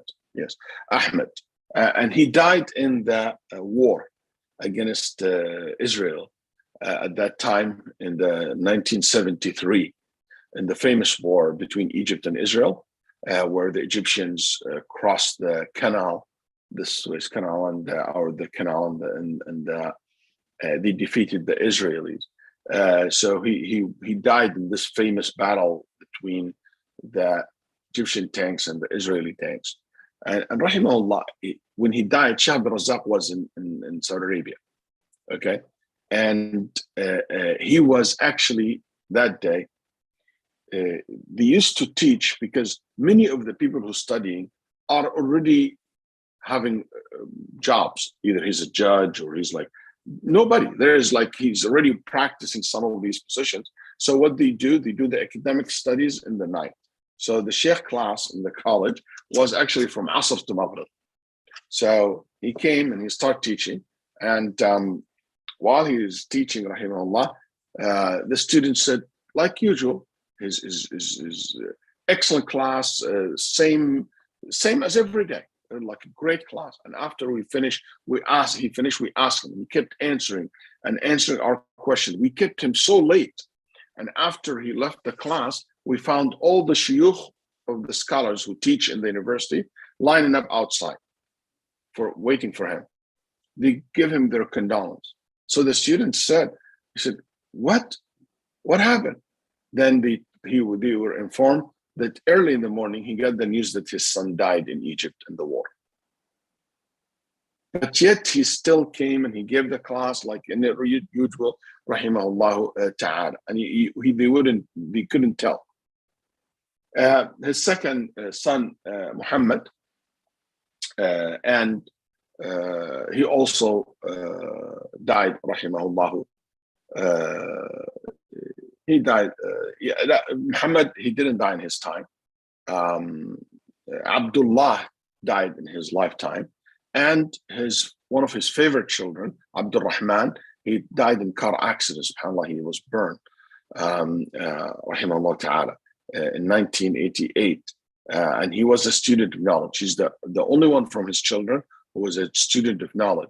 And he was very similar to the Shaykh, and he was a researcher in the Ifta, rahimahullah ta'ala. Abdul Rahman is a good friend of so many of my mentors and teachers, rahimahullah. One of his sons, Mahmoud. Mahmoud is a good man, a happy person, subhanAllah. He used to be a teacher in university, and he left teaching and he became dedicated to take care of his father, rahimahullah ta'ala. Also, Nabil, Muhammad Nabil, one of his children. So he has Muhammad wa Mahmoud. So has Muhammad wa Mahmoud wa Ahmed, who died in the war, wa Abdullah wa Abdul Rahman. Abdul Rahman wa Abdullah wa Mahmoud wa Muhammad wa Ahmed. And he has 3 daughters, rahimahullah ta'ala. I can't tell you an amazing thing about how patient he is. And you saw the story of son, Ahmed, who died in the war, and how he continued teaching in the same day. Abdurrahman, that really hits him hard, but he was always kept himself together, rahimahullah ta'ala. He got so many diseases in his life. One thing that at one point he lost his sight, umius, became blind, and he got it back. I don't know how. I don't think he actually made any. Some mentioned that he did some surgery and he got his eyesight back. Because I know one of my mentors, he was his supervisor and his master, but when he came blind, he said, I can't take care of him. So then he got it back. Rahimahullah, he stayed for a very long time, can't walk. Okay, and for a good amount of time, about a decade or more, has almost like he can't move part of his left side or right side, I'm not sure right now, but his hand and his leg, like kind of paralyzed. And he was completely went back normal, rahimahullah. And he used to say, maybe this is because of the black seeds, that he really believed in it, rahimahullah. And he used to take it a lot. So he really had a rough time. He's like, rahimahullah ta'ala, ups and downs health-wise. His prostate had a problem with it, and his end of his life, I went and I visited him in his hospital, rahimahullah ta'ala, because of it. Also, the Shaykh, rahimahullah, when he died while he's functioning, but he was all like the last 25 years or something like that, mainly in his wheelchair, rahimahullah. Walking was very hard for him. And I think that's because of how big he is. I heard him once saying, الرجل ركبتيه. The man is in the man depends on his knees. Depends on his knees. If your knees get busted, khalas, you're done. Because if you can't stand up and you face people like this, and you just go to the wheelchair, it became like, very disadvantaged for you. I guess because he's tall all his life, like see people from above, then all of a sudden he's like now, in a wheelchair. Maybe that's why it hits him hard, rahimahullah ta'ala. But he used to say, take care of your knees. And he said, rahimahullah, that's why he loves Bin Baz. He said, Bin Baz has so much life in him because his knees are good. So it carry him, he can walk, he can go back and forth. Shaykh Bin Baz in his 90s and he still walk, normal, So this one thing I remember from him talking about the knees and how important to take care of your knees so you can keep functioning normally, especially he said in salah and going to the masjid. That's one of the main things for him, rahimahullah ta'ala. Anyway, what else about him personally? One thing about the Shaykh, rahimahullah, it was very humble. He took him to his house. He would open his house. He can walk into his house. His house is so simple. It is small. It is no fancy homes. If he wants, he would have millions and millions and millions of riyals, rahimahullah. You do know how much this man was loved by all kings, by all royal family, by all rich people. But he never asked for anything for himself, rahimahullah ta'ala. Never accepted gifts and from kings or from officials. His house is so like below average, I'll tell you, rahimahullah ta'ala. Even when they give him a car, he said, I don't want any car. Finally, they give him a car just to drive him from his house to the work. And after that, he said, I don't want it, rahimahullah ta'ala. Most of his salary, he used to spend it in helping the poor people. Do you know when he was in Egypt, just to tell you, this isn't a way of your life. This is how he was, rahimahullah. When he was in Egypt, in his apartment, he was a teacher in the high school and university and a small college in some countryside in Egypt, and he found students who traveled to the city to study with him, but they don't have a house. At that time, there's no hotels, nothing like that. He hosted them in his house. He used to have the students to sleep in his house and to live in his house, rahimahullah. And when he got married, he said, okay, now what are we going to do? He got married, and the house is not big. you know what he did?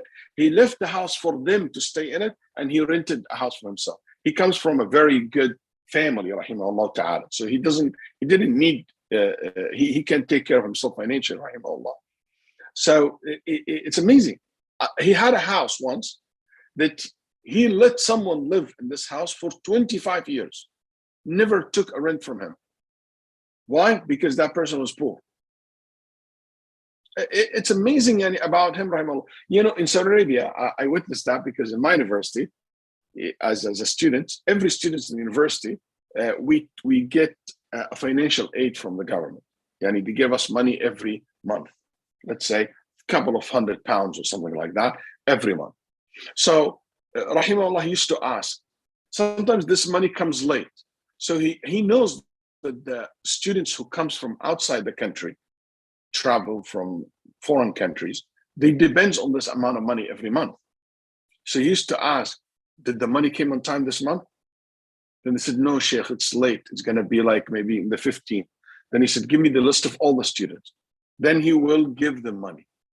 He will tell the guy, the accountant in the university, go give them money. And he said, you know what? Don't give me my salary this month. Just distribute it to the students until their money comes. And sometimes they pay him back, sometimes he never asked. Rahimahullah ta'ala. You know, he had a house in Mecca. I don't know if you guys understand what that means. House in Mecca at that time, it near Dar al-Hadith, if you know where that is, where today the King Abdul Aziz entrance in Ajiyad. This is a prime location. This is worth literally, you know, millions and millions and millions of pounds today. He was giving he had a house. Obviously, he bought it when it was dirt cheap, you know, 70, 80 years ago. And guess what? Before he died, rahimahullah, he said that house will be waqf for Dar al-Hadith, the school of al-Hadith. Yeah? And he said that's millions and millions of pounds and dollars. He just left it to be waqf, rahimahullah. He became old, so he retired, okay, in the age of the legal retirement age, let's say 70 or something like that, 75. So he retired. So after he retired, there is something called retirement bonus, and you know, like after people retire, they start taking salary. Okay. Then he said, I can't take that salary after I retire because I don't work anymore. They said, Ya Shaykh, but this is the government give people. He said, I'm not sure. Let's have a fatwa first from Hayat Kibar al-Ulama. We think about it and we see if that's allowed or not. For me to take from this is a public money. I don't know if I deserve that or not. It should be given to everyone or only give. We need to issue a fatwa first, then I can take it. That's how much wara', that's how much fear of just touching money that is not allowed for him. And then the Shaykh Ibn Baz rahimahullah said, no, you know what? I'm not gonna let you retire. And King Faisal said, someone like you should never retire. As long as you're healthy, you'll continue work. Guess what? He continued work, rahimahullah, until he died. Would be consulting in fatwa because he always was able to function, rahimahullah. And he came back and he served for another 20 years, rahimahullah ta'ala. He used to be brought, so many times I saw him, be brought to his office in the wheelchair. And he stayed there. Sometimes people will come to his house bringing the fatwa. I remember a story of someone who was like the wakil, the undersecretary, we call him in America here, or like, let's say, the vice minister or of work affairs, if that's the right translation. He said, I had a question and I asked someone who has to do with my ministry, my work in the government. And I couldn't find the answer. He said, I asked if I can talk to Shaykh Abdul Razzaq. He's the one who's going to understand. He said, he told me he's at home. So I went to his house. So his son said, the Shaykh is a little bit under the weather, but let me ask him. Then they told him this so-and-so from the minister came in. He said he has something to do with that. You know, it's a governmental issue. We need a fatwa. If this allowed or not allowed, what can we do about that? Then he said, his son let me in, and I went to his bedroom while the Shaykh laying down in bed.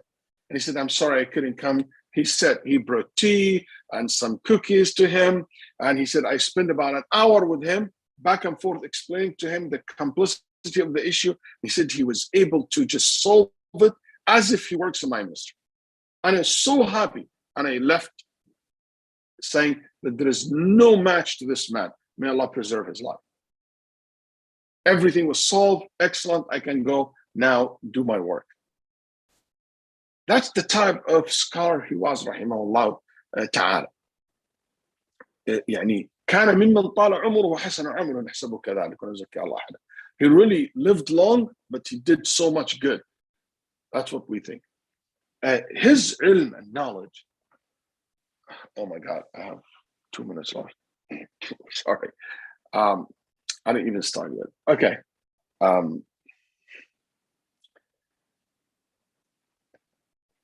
La ilaha illallah.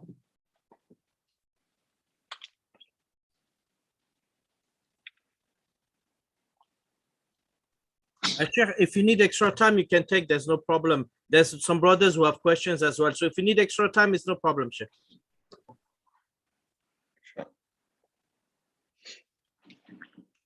It's just sometimes hard to talk about people that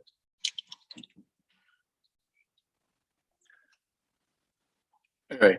I asked him once about the first book that he read. So he told me it was Tafsir ibn Jarir Tabari. And he said, I was in the first, we call it today elementary, but in that time, it's like equal to what we call today middle school, okay? And he said, I was in that time, that age. And it was the first book that I read like as a solid book of knowledge. Tafsir ibn Jarir Tabari. And the Shaykh was poor, and he doesn't have much money to buy it. And it was published that time by a publisher called Dar al-Shah. So they published every juz by itself. So he said, I took the first juz, and the volume. I took it, I read it, I memorized it, I comprehended. Then I sold it, and with the money, the qirsh, okay, pence, and I went and I bought number 2. I read it, I finished, I comprehended, I know exactly what's in it, and I know that I have one chance. I have this for a short period of time. Finish it, and I did this for the 30 chapters until I finished the book, and I didn't need it after that. It's here and here. And maybe that's one of the reasons why, if you want everybody to talk about the Razzaq, he will tell you that they never heard anyone give tafsir al-Quran like him. And Shaykh Razzaq rahimahullah told me something very interesting. A lot of people tell me, I want to learn tafsir al-Quran. I want to learn tafsir. Anybody, I learned this with Razzaq rahimahullah. Anyone who said he specialized in tafsir, you cannot be mufassir, you cannot have tafsir al-Quran as a science unless you master every other field in Sharia. Otherwise, your tafsir will be not good or not real or not that level of caliber scholar. The more knowledge you have, the better your tafsir will be. That's why tafsir is something you should not start do as a student of knowledge and a sheikh until you have very good background in ilm and knowledge. Because tafsir is nothing but fiqh, hadith, aqidah, Arabic, literatures, every field together, you mix them together, that's what tafsir is. That's why I can't understand somebody said, I'm special in tafsir, but he knows nothing about hadith or fiqh. That's just, I don't even believe that. Anyway, his memory is, somebody said photographer memory, yes. He's one of the people who worked with him in the Iftah and the Fatwa Institute in Saudi Arabia. He said, one time I was searching, and I said, Sheikh, you remember so-and-so said that? And he said, yes, that's Ibn Qudama rahimahullah in his book Al-Mughni. Al-Mughni was published in what? In one of the print is 18 or the print 28 volumes, or one of the print 20 volumes. Okay, it depends on which. It's a huge book. He said, yes, in that volumes, in that page, and you find it in the top corner, even where it is in the page, rahimahullah. And it was a random issue, just came up. You know, you ask him about incidents, and that's something I met the Shaykh in the late 80s, near the 90s.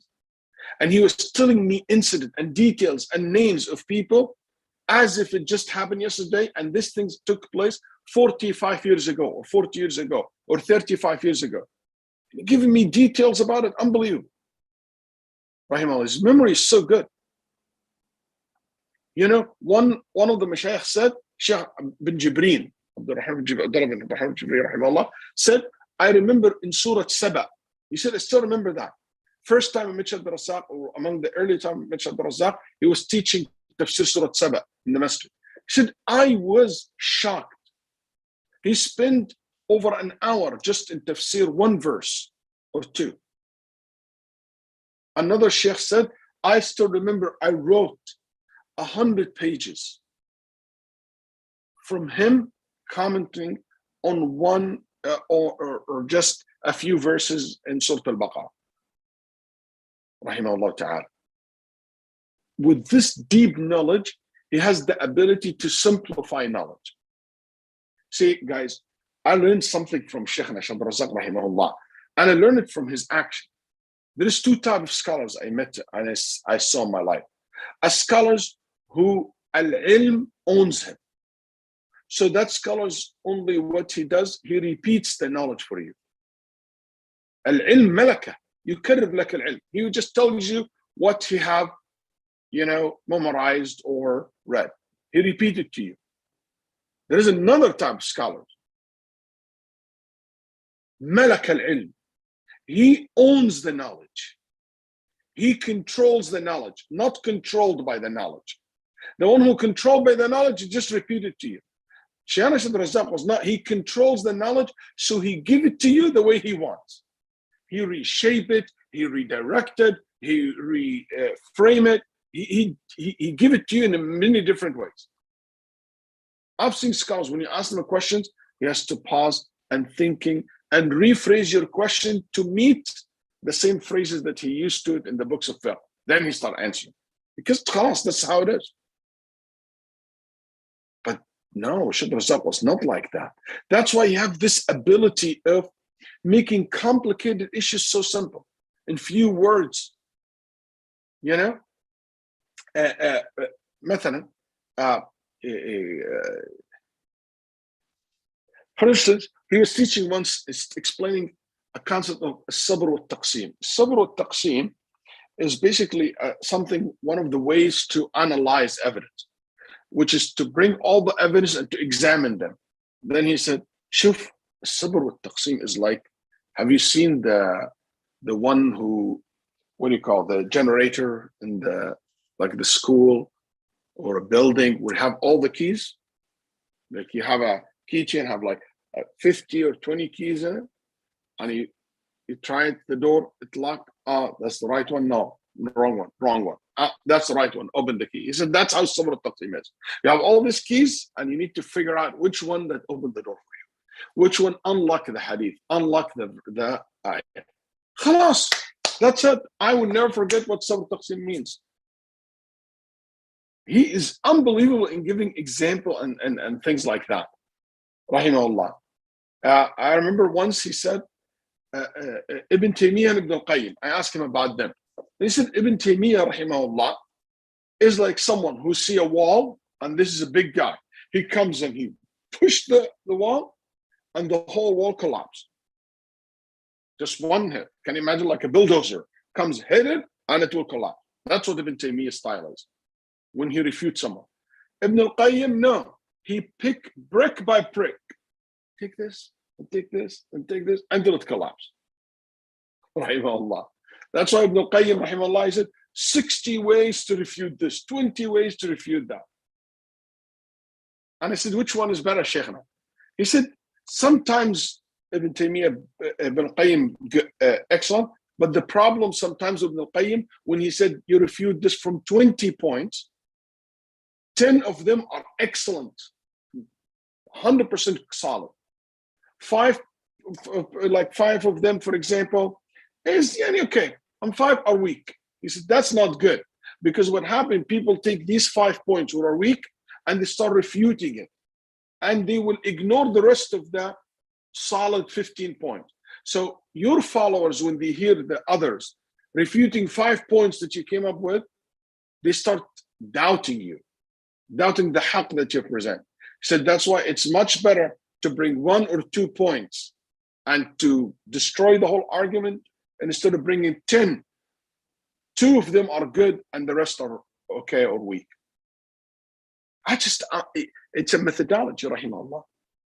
He has a very nice way of putting things. Like I remember he was telling us once, rahimahullah, Ibn Qudama, he said, Ibn Qudama is as if he lived in our town.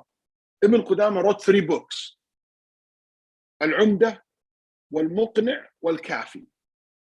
He said, it's like our time today.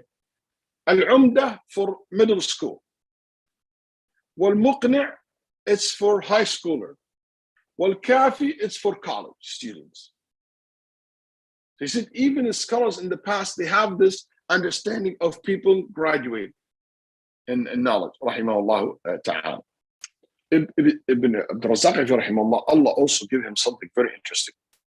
He is very intelligent, very sharp, very knowledgeable. Why I'm saying this is not common in scholars, by the way. A lot of scholars have knowledge, but they don't know how to debate. A lot of scholars knows how to debate, but they don't have knowledge. To have the both, that's something like not many people have that ability to refute and to establish the point. And he so quickly, rahimahullah, instantly can, because refuting someone, sometimes you don't need knowledge. And you can refute someone just to show how wrong he is. But it doesn't necessarily, I give you an example. One marra, Shaykh Razak, rahimahullah, was sitting, and it kind of shows you also he has a good sense of humor. He was sitting once, and you know, the Azhar have this hat, they had him on the top of them. So he had it, and it is facing upside down. Some Azharis have this kind of silly type of belief that it is a bad luck to be upside down. So one of these sheikhs saw him like that. He said, yeah, Shaykh, he, joking with him after Salah. And he said, Shaykh, flip it, keep it, don't put it upside down, make it open. So Allah's mercy will go inside it, descend in it. And the Shaykh said, no. And he took it and he put it upside down as it was. And he said, I don't want the shaitan to pee in it, to urinate in it. So that's has no knowledge. That's just a refutation on the spot, rahimahullah ta'ala, and show how silly that argument is. Anyway, also one thing about Shaykh Razak, rahimahullah, which is very rare to be found in one scholar, is his ability to combine between knowledge and da'wah. As much as he was scholar, as much as da'iyah, as much as he cared about knowledge, he cared about the students. And not he cared about student knowledge, he cares about the public, rahimahullah. In Egypt, in Saudi Arabia, he used to travel in every country, also not only the major city, a countryside, small communities. He goes to them, he teaches them. You guys in England, I'm not sharing his life just to say, oh, wow, he was good. To us to learn, to inspire by him. We don't just go to London to give talks or Manchester or big cities. Also, we go to the small masajid and the small communities and reach out to neighbor countries where there's no student knowledge, where we can share the ilm. He cares about he said, I free my village from the shirk of swearing by other than Allah. In Egypt, they always say swear when Nabi. He said, none of his village, none of them, after it used to be a common thing, not a single one will do that anymore. They said, that's not that's shirk. No shrines, no worshiping other than Allah subhanahu wa ta'ala. Establishing institute, an institute that lost his lifetime, rahimahullah ta'ala. He cared about al-aqidah. He always say, focus on the principles in aqidah and fiqh. Don't be distracted by the new haram stuff. Focus in aqidah, and if you fix it, this haram things and practicing will be fixed afterwards. Also, he talks about a lot of, he said, if there is something became so popular in your time, care for it. And he gives the example, all the prophets and messengers focused on Tawheed. But look, when the issue of cheating in trade and Mikyal and Mizan became so popular and very common practice, Shu'aib talked about it and Quran documented. Because it's not because it's an Aqidah issue, but because it's a wrong practice and it became so popular among people, fitna for the public.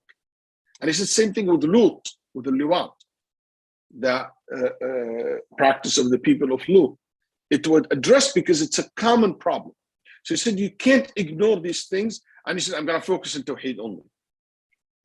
His also position, like he was very strong and clear position. Let's put it this way. He has a very clear position from these groups. Like he was asked about Abdurrahman al-Khaliq, the Jama'at al-Jihad, and the jihadi ideologies of changing society and by violence. And he said, that's wrong. That's not the way of Prophet Muhammad. He said that Abdurrahman al-Khaliq and his group, Jama'at al-Jihad, going and killing and bombing and things like that. He said, that's just wrong. He said, the Nabi in Mecca didn't do that. And he said, Egypt today has worse in certain areas than it was Mecca, than the people of Mecca at that time, in certain areas. And he said, that's wrong. Even if their intention is good, their action is wrong. And he was also with Ikhwan, the Muslim Brotherhood, rahimahullah. Even though he has a much linear position towards Ikhwan, and one of the reasons, in my opinion, because they were trying, you know, when they established Ansar al-Muhammadiyah, Hasan al-Banna started his group 2 years after.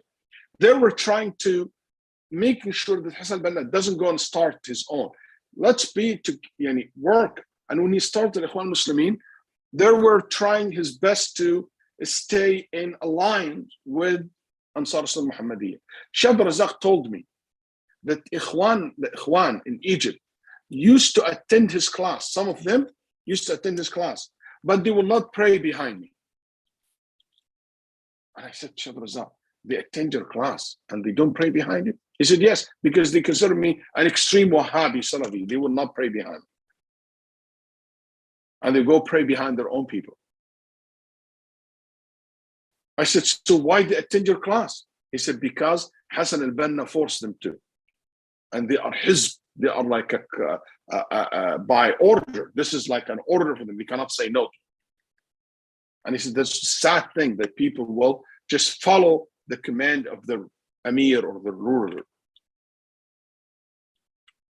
And rahimahullah, I asked him, somebody asked him, one of my friends asked him about, is it true that they are like some sheikhs that are Masons? He said, no, they're not. They were asking, calling people to Islam. And Hasan Banna, he used to, he really worked so hard to bring people from, streets to the masjid, blah, blah, blah. But they don't have inayah, they don't have knowledge, they don't have, cares for aqidah and things of that nature. But they should be giving da'wah, and he clear what's right, right, wrong, wrong. He has very strong position against tablighi. Maybe he is the strongest position among my teachers, the tablighi. He said this is a bid'i jama'ah. And he said there's no khuruj. He said Egypt, Pakistan, Saudi Arabia, Mecca, anywhere, that's a bid'ah. All this khuruj and the concept is in itself bid'ah. Muhammad Ilyas is just nothing but an ignorant person who called people to bid'ah. It's a little bit, his language was very strong in my opinion. Shaykh Ibn Baz was not like that.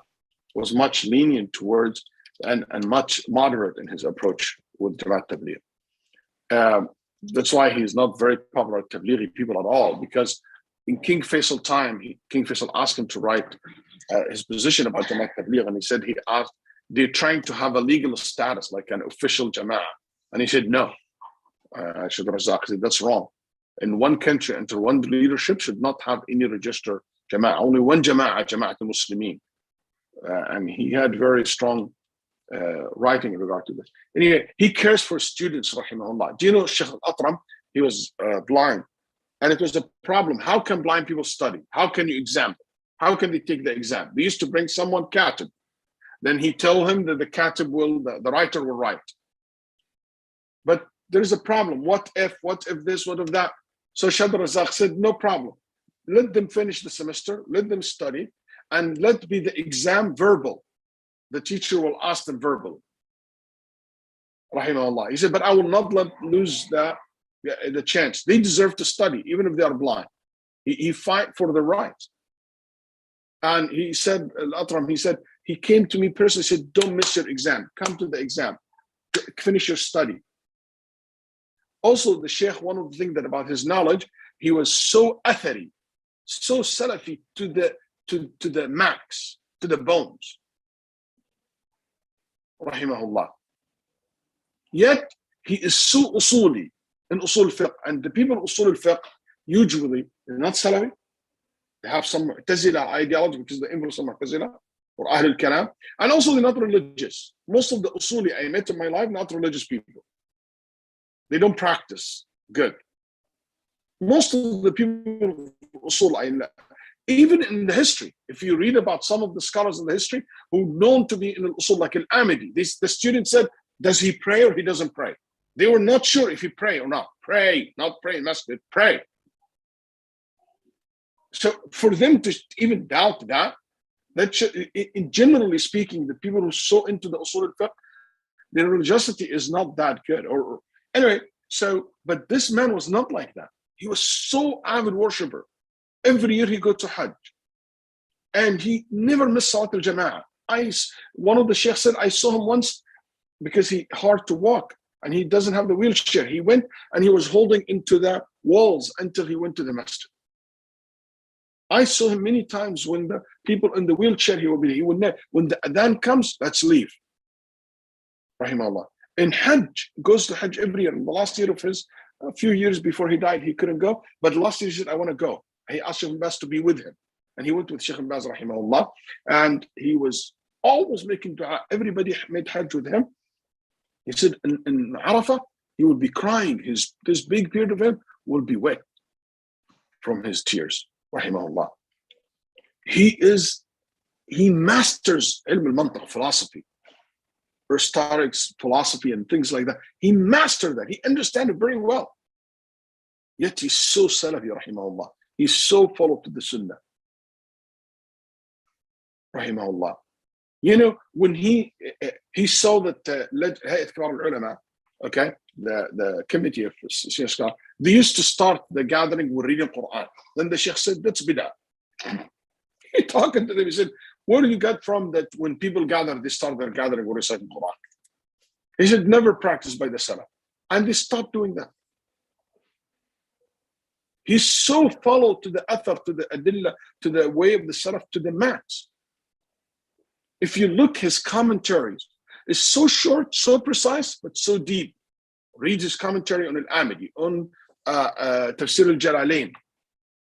I came to him once in a time where, at that time, were a huge debate in the Muslim world and between the student knowledge about takfir, is ignorant an excuse or not an excuse, and kufr and stuff like that. He solved this problem to me until today in one word. I have no issue with it. He said, Waleed, التكفير فتوى والكفر حكم شرعي. Kufr is a ruling.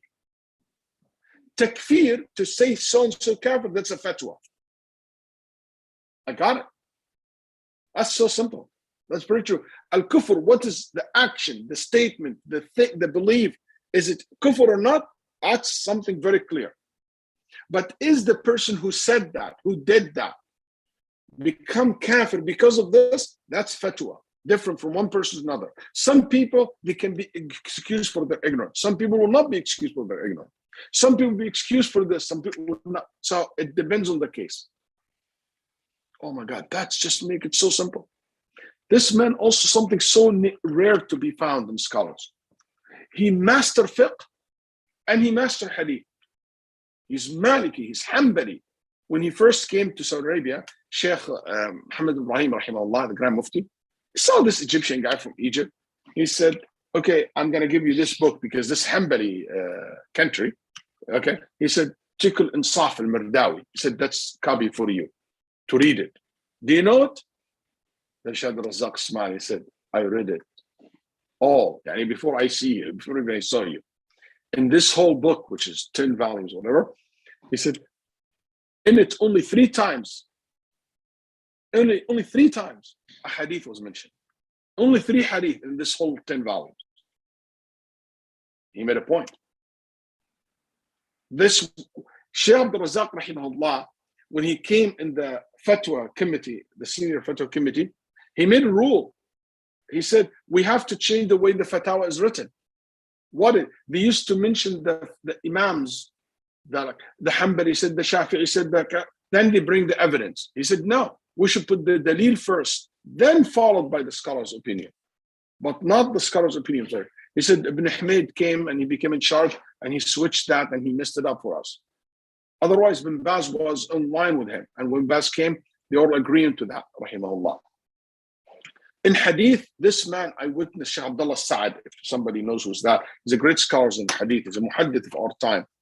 His memory of hadith is unbelievable. Anyway, I witnessed Abdullah Sa'ad comes to Shaykh Abdul Razak's home, asking question after question, and the Shaykh answered it as if he specialized in hadith. And people ask him in usul al-fiqh as if he specialized in usul al-fiqh. They say, usul al-fiqh ta'sir al-ulama. Usul al-fiqh will squeeze you. Except Abdul Razak, هو الذي عصرها. Abdul Razak, rahimahullah, squeezed usul al-fiqh and he reshaped it the way he wants. Rahimahullah. He used to read from Taqrib al-Tahdhib, the paragraph of the scholar, before he goes to sleep. His wife will read from it for him. Somebody close to the Shaykh told me that. Shaykh also has something interesting. He has a very traditional Islamic studies way for learning the deen, but also cares so much about academic. Yani, can you imagine the first students who took a master or PhD in Saudi Arabia was Shaykh Salih al-Fawzan. This great scholar said today. Salih al-Fawzan is a scholar, he doesn't need PhD. The Mufti, the bin Jibreen, he told them, you guys need to have PhD and master. The Shaykh, why? We have everything we want. We don't need that. The government give them all the positions they want. He said, no, in future, when this government change and new king and new generation comes, they will start saying, oh, the mashayikh have no academic studies, have no degrees. The mashayikh uneducated. They don't have a college degree. And they will look down upon you. Masters and PhD. He said this, I heard him saying that, rahimahullah. He said, it's like a cane. It helps you to walk faster, but also it is good when dog bark at you or wolf attack you, somebody attack you, you use it to shut them up. So in future, when people say, oh, these guys not academic, they don't have a degree, what is your degree? You can shut them up by saying, okay, you flash your PhD and a master's and graduate from Oxford, graduate from this, graduate from that. But also it helps you. Academic studies are important. And he was right. He saw this before anyone else in his time, rahimahullah. One thing about Shaykh Razak, rahimahullah, he had a very small library book. He always focused on certain amount of books that he cares for. He used to say, صاحب الكتاب يغلب صاحب الكتب. He said, mastering one book is much powerful than mastering multiple books or knowing multiple books.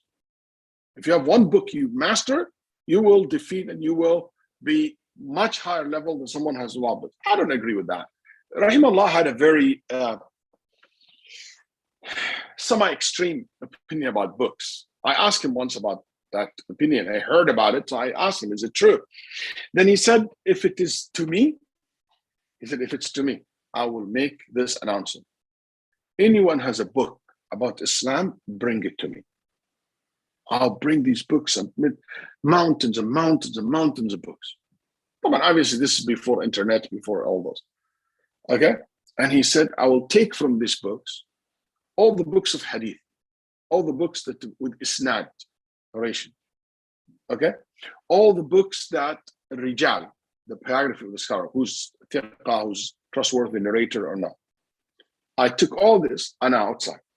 Any books that isnad, tafsir by isnad, with the generator, I take everything like this out, and fiqh like that out, with asanid only. Then I will burn the rest. I said, what? I said, I will burn the rest. And everybody give me a book, I will give him equal to the weight of it gold. so he will be happy. I said, you will burn everything else? He said, everything else. I said, Sheikh, I was known when I was younger as a troublemaker. Okay. So I said, even Ibn Taymiyyah's book, because I know how much he loves Ibn Taymiyyah. Then he looked at me and he said, yes. I said, Sheikh, he said, we're not gonna need it because we're gonna burn before Ibn Taymiyyah's books and Qayyim, the books of Ahl al-Bid'ah that he refuted. And in this way, we end all these bid'ah books and became popular in the world and corrupt people's mind, and we go back to the early generation time. Come on, this is very ideal. He knows that. It's very ideal. But his point was, there's no need for, he said, and these books, Ibn Taymiyyah's Ilm and Ibn Qayyim, will be in the mind and the heart of the scholars. One of the things that he doesn't want the student knowledge to do, to rely only on books and leave that scholar. Anyway, but I'm just also saying what is for him and against it. Even though there is several commentary that he have published, rahimahullah, especially in the book Al-Ihkam Al-Amidi and Tafsir Al-Jalalain. He has a lot of his lectures written as books, but he, rahimahullah, didn't really write many books, rahimahullah. But one thing about Abdul Razzaq, anytime he speaks in any field of knowledge, you'll think that this is his specialty. And that's also very rare to find in the scholar. He told me once, al-ilm is two things: masail, issues, points, information, and usul or wasail, methodologies and principles. Waleed always try to understand the principles, because if you master them, you will know the information. Informations, this is halal, this is haram, this is not allowed. This is so many. Who said what? That's too much. You'll never be able to have it, and if you have it, you're never going to keep it, you forget. But what you need to focus on, why? Not only know this is the evidence, how does evidence lead to this? And that's why when I came and I said, Sheikh, I see in the Riyadh so many scholars, who should I study with? Since Sheikh, you don't teach anymore. He said, you can bring your question to me, but I don't teach. Then I said, who should I study with? There has been Baz, there has been Ulaythaymeen, there's Al-Barrak, there's been Jibreen, there is Sadlan, Shaykh Salih Al-Hidad, there's so many. Ismail Ansari, there's so many people. Then he said, when you study with the Shaykh, try to understand their methodology, the way they think, the way they process knowledge, more than knowing their opinions. That's amazing. That's why, rahimahullah, for example, when he teaches, he tells you, like the fiqh, if someone who's drunk and killed someone, this person should be punished for his crime and be killed for killing someone or no? You see, the Muslim jurists said, some said yes, some said, then Shaykh Razzaq said, it depends based on what? Even without knowing there is two opinions. He said, if somebody will look at this and he said, he became drunk by himself, he made himself drunk, that's why he deserved to be punished. The other one will say, no, he was not capable of making sound decision. That's why he should not be held accountable. So knowing where the khilaf came from, the difference of opinion came from, is so important to him, rahimahullah. Also, he's very okay with you disagreeing with him as a student. As long as you disagree with him with knowledge, as long as you understand his point and his dalil, and you express yourself correctly, it's fine. Even in masters and PhD students said that was fine. That's why Shaykh Abdul Razzaq never had a problem with many fatwa that Shaykh bin Baz used to have, different than what he thinks is correct. And he will let the public follow what bin Baz said, not his fatwa. What the Hayat Kibar al-Ulama said, what's the fatwa, the lajna, the committee of fatwa said, even if it goes against his personal choice. So many times I saw him doing that, rahimahullah. And he used to say, the public, it's better for them to follow the committee, not to me, or the Grand Mufti. Rahimahullah ta'ala. Yani, somebody studied with him and Shaykh Muhammad Amin al-Shanqiti, the one who wrote all about. And he said, Shinqiti is like an ocean, like a explode knowledge. Abdul Razak drip the knowledge, and he processes, he organizes it in your brain. The first one, just so much information at once. Again, the same difference. Control the knowledge, knowledge control you. That led great scholars to Sheikh bin Baz used to come after Dhuhr, sometimes attend his class. He used to have a class in his office for the scholars, for Bin Jibreel and then Grand Mufti of Saudi Arabia now, so Bin Shaykh. And they used to read with him also. Bin Baz will come and sit for a while, listen. Rahimahullah ta'ala.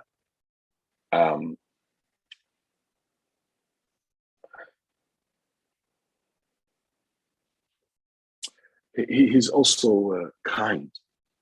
Funny is he saw the way he talked about his hat. Sometimes he said, today people are messed up. Yeah, and he changed so much. Weird. He said, today people is like that. You know, he comes from a countryside. He said, like far' al-basal, like the onion. Have you ever guys planted onion? When you plant the onions, the head of the onions down and the legs up, upside down. He said, people like onion today. Their heads down, their feet up. He said, like everything is like messed up, upside down. Once I was in his house and we talked about the difference between the Ta'if al-Mansura al-Firqa al-Najiyah, is there is a difference or not? And he said, this one lead eventually to the other one. Then he told me, you see, Shaykh Hamad al-Shitwi is my teacher, is my mentor, and my close teacher. He's his favorite student. He said to me, this man is a Ta'if al-Mansura al-Firqa al-Najiyah. Everybody started laughing. Follow him. Rahimahullah. He said once something very interesting, the way he put things. He said, see, people knows what's right and what's wrong. Everybody knows inside him what's right and what's wrong. There's so many things are very obvious, but people in denial. He said, even cats knows what's right and wrong. I was like, what? He said, if you have a cat and you give a cat food, the cat will eat it next to you. But if the cat steals the food from you, will never eat it next to you, will run away. They know what's right and what's wrong. They know when you feel. One time somebody said, Sheikh so-and-so, there's somebody, he suckled from his wife's breast and he had some milk in his mouth from her. Okay, whatever. So he said, she became his mother. And the Sheikh said, no, she is not. Then the man said, but she did this several times. He said, even if he did it until he died, he's still not her son. He stayed her husband. Anyway, I'll end with this.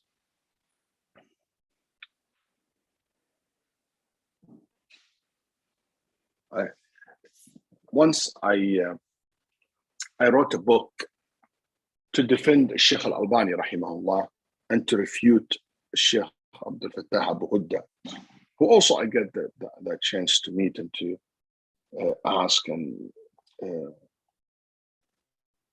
trying to take some ijazah from him, rahimahullah. He's known also in Hadith. He used to be in Saudi Arabia. His son was with us in college. But Abu Ghudda is very hardcore Ikhwan Muslimin, very hardcore Ash'ari, anti-Salafi. So he wrote Shaykh Al-Albani also wrote a very, very harsh refutation to him. I think it was harsh. So Abu Ghudda refuted him by call al-Kalimat. Then I got excited and I felt that Abu Ghudda's refutation to Al-Albani was so out of line. He avoided the real point that Shaykh Al-Albani raised. And it was very, very poor refutation from him. And there is a lot of misconceptions he brought. So I wrote a refutation for Abu Ghudda. And I went to Shaykh Razak, asking, excited about what I did. Shaykh looked at me and he said, you will die and you will be resurrected. And when you stand before Allah, Allah will not ask you if Fir'aun was a mu'min or kafir. So I paused a little bit. I said, what? He said, when you become before Allah will never ask you what you believe about Fir'aun. He's a mu'min or kafir. You will never be asked this question on the Day of Judgment. So if you're not going to be asked about Fir'aun, you will never be going to be asked about Abu Ghudda. Leave him alone. But if you say something about Abu Ghudda, Allah will ask you about it. Abu Ghudda is an innovator, mubtada'. And Al-Albani is Sahib Sunnah, a person of Sunnah. Leave them. Abu Ghudda comes to my house and he's nice to me. And he gives me his books and all his books in a box downstairs in the bedroom. I don't touch them. But that's it. I treat him like my Muslim brother, good treatment, you know, as a colleague or whatever. And that's it. But I don't waste my time. Don't waste your time refuting people. Focus on what will benefit you, what will build you. Don't publish it. And until today, I never published a book. I still have it. But that taught me in my life is to be very careful. If I say something about somebody, Allah will ask me about it. But if I keep my mouth shut, I will never be asked about it. If you think it's going to go unchecked, you're wrong. Even in politics. Oh, Imran Khan is this. Even something like that. I hear people talk about, oh, this Nawaz Sharif is that. This is like, I'm just giving an example from different. Oh, King so-and-so this. So. You know what? Are you want to be in front of Allah? Ask you, why did you say this about so-and-so? Al-Aqil, I don't want to, even in the Day of Judgment, I want to be very fast. I don't care. I don't want to be asked about those people. Even if I have an answer, I don't want to waste my time waiting. Even the idea itself to be brought to be questioned about it is something that is just, for me, it became like, you know, why would I even, if I don't have to, why would I put it as one of the things that I have to go through in the Day of Judgment? That mindset is a different way of life. That's why Shaykh Razak will not allow people to be talking about people in his presence. My teacher, Shaykh Hamad, told me that Shaykh Abdul Razak, when he talks about Bin Baz, he cries. He couldn't hold his tears. So I said, Shaykh, let's try. He said, Waleed, you're really a troublemaker. I said, please. So we went to Shaykh Razak's house and we asked him about Bin Baz. What do you think of Shaykh Bin Baz? And wallahi, akhwan, my brothers and sisters, before he started, his tears start coming up down. And he said, Shaykh Abdul Razak, Shaykh Bin Baz, هذا رجل, this is a man, was taken from the 3rd century, the Tabi'een, 2nd or 3rd generation. And he was supposed to be there. But Allah kept him for us. Otherwise, he doesn't belong to this time. And he was in tears. Allah put so much barakah in the world because of this man. Filled of life. Rahimahullah. Taqwa and ibadah and diyana.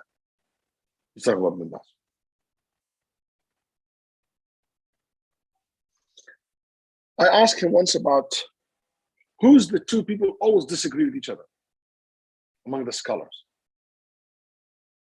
Like especially in the senior scholar. He said to me, Ibn Uthaymeen ibn Ghudayyan. Shaykh Ibn Uthaymeen, Shaykh Ibn Ghudayyan. Shaykh Ibn Uthaymeen may be known to you. Ibn Ghudayyan is a very famous usuli scholar, an usul fiqh. So, and he said, I said, why? He said, Ibn Uthaymeen faqih mujtahid. As a faqih, has ijtihad. In any, he's very high level. Ibn Ghudayyan faqihun hanbali. He's faqih in Hanbali madhab. Ibn Uthaymeen, no. Above, beyond the madhab. And he said, they always disagree for a reason. See how the knowledge. Ibn Uthaymeen faqih, he cares about the details, the specifications, the adillah for a specific area. Ibn Ghudayyan is a scholar who cares about principle, maximum, qawaid, principle.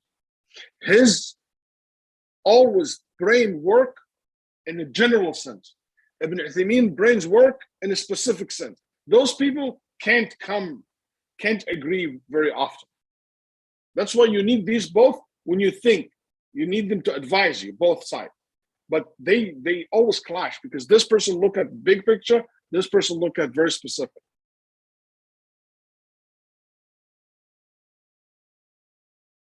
It just things like this. I never saw it in any other scholar. I had some testimonial from some scholars, but I'm sure you can find that online. On Thursday, or September 1st, 1994, Shaykh rahimahullah passed away. They prayed on him in the Grand Masjid in Saudi Arabia in Riyadh. And he was buried after Jumu'ah prayers. And Shaykh bin Baz, he's the one who led the funeral prayer on him. And I was there with Shaykh Hamad. His janazah was just unbelievable. I was like a mile away from his grave because of the amount of people. From the royal family all the way to the students, small students in Riyadh came and attended the janazah of him, rahimahullah. Anyway, he used to love Shaykh Abdurrahman al-Barrak, and he used to love him so much, and he used to love his recitation of the Quran. Even though some major Sufi scholars in Azhar, he will, he will send him nice letters and salams, and they were colleagues. He's the Shaykh al-Azhar at the time. They studied together, kept in a personal level, but that never kept him from saying the truth. I asked him, Shaykh, I'm a student of knowledge. Sometimes Ikhwan Muslimin invite me, Tabligh invite me, Ash'aris invite me, Salafi invites me, Liberal invites me, everybody invite me to talk. What should they do, Shaykh? He said, Waleed, it's okay to put your hand with everybody and to go to talk everywhere. But make sure everybody knows that you're Salafi and Aqidah. Everybody know that you follow the Sunnah. In another word, don't play politics. I disagree with you. I'm not part of this movement. I'm not part of this Aqidah. But you have nothing from me but respect. I'm not going to come there to give you the words that sounds like as if I'm one of you or promote you. No, I don't do that. I'm not going to go to fight with you too. But there is so much help and common good between us, we can talk about. But that will never stop me from also saying what I believe is correct, especially in my own platform. That ideas, that methodology, these nasihas, these advices, I owe it to him, rahimahullah. And many of the things that I learned in my life, either I learned from his students, that they observed him over these, Shaykh Hamad al-Shitwi, rahimahullah. And he was one of his dearest, most beloved students to him, especially among the young. When we went to the hospital, the Shaykh didn't eat for about 2 days, refused to eat. When Shaykh Hamad came with me and we were together, we went to him, and his son Mahmoud said, oh, finally, Shaykh Abdurrahman al-Barrak was there. The scholars, great scholars, trying to convince him to eat. He's not. He's like so depressed. When Shaykh Hamad came, he said, ahlan, ahlan, ahlan, Shaykhna. And he said, give me the mulukhiyya. He loves mulukhiyya, Shaykh. Then he started feeding him the mulukhiyya. And like, mashallah, the Shaykh smart. He loves Shaykh. And seeing this is my teacher, seeing him like that, going down and putting the shoes in the Shaykh's feet and just massaging the Shaykh's feet and everybody. That's something I miss so much. But I ask Allah subhanahu wa ta'ala to forgive our Shaykh. And I said something, I'm not sure if it is, I would say it again or not, but to a certain extent, I believe in it. If I would have write down a list of 100 scholars after the time of the Prophet ﷺ, that I believe that they observed the ilm and the knowledge, or let's say after the Sahaba radiallahu anhum, I can guarantee you that I definitely will count Abdul Razzaq as one of these top 100 scholars in the history of Islam. Rahimahullah ta'ala. If he did not leave behind him books, he left behind him legends of great imams, great teachers, great scholars, and great institutes that still keep giving until today. So something we need to learn from this man's life. It's never about your name, but it's about the change and the positive impact that you will leave upon people after you long gone from this dunya. Allah forgive him. May Allah gather us with us. Sorry, I took 2 hours almost to talk about it, Sheikh. No, Sheikh, it was very emotional, Sheikh. Assalamu alaikum. No, Sheikh, just 1 second, Sheikh. Just 1 second. Sheikh, hello? Yes. We have our Sheikh Zahid Fatah. He wanted to ask you a question. He's a student of Sheikh Usman Chushan from Birmingham. He wanted to ask, he did a biography of Sheikh Ahmed Shakir. Sheikh Zahid, can you come put your video on? He wanted to ask you a question. السلام عليكم فضيلة الشيخ جزاكم الله خيرا. وعليكم السلام ورحمة الله وبركاته. أهلا وسهلا حياكم الله. بارك الله فيكم. We felt like we were, almost living in those times, in those classes. جزاكم الله خير الجزاء. الله يغفر له ويرحمه يا رب. شيخنا الشيخ عبد الرزاق, who did you feel he was most influenced by from the previous scholars? Maybe some of the Reform scholars. I don't know whether he had a relationship with the Sheikh Ahmed Shakir or Sheikh Rashid Rida before him, or some of these others. Did he ever mention these ulama? Was he influenced by some of them? Sheikh Ahmed Shakir's father was his teacher. Ahmed Shakir was close to him, but Sheikh Ahmed Shakir's father, he was his teacher, and he mentioned him a couple of times.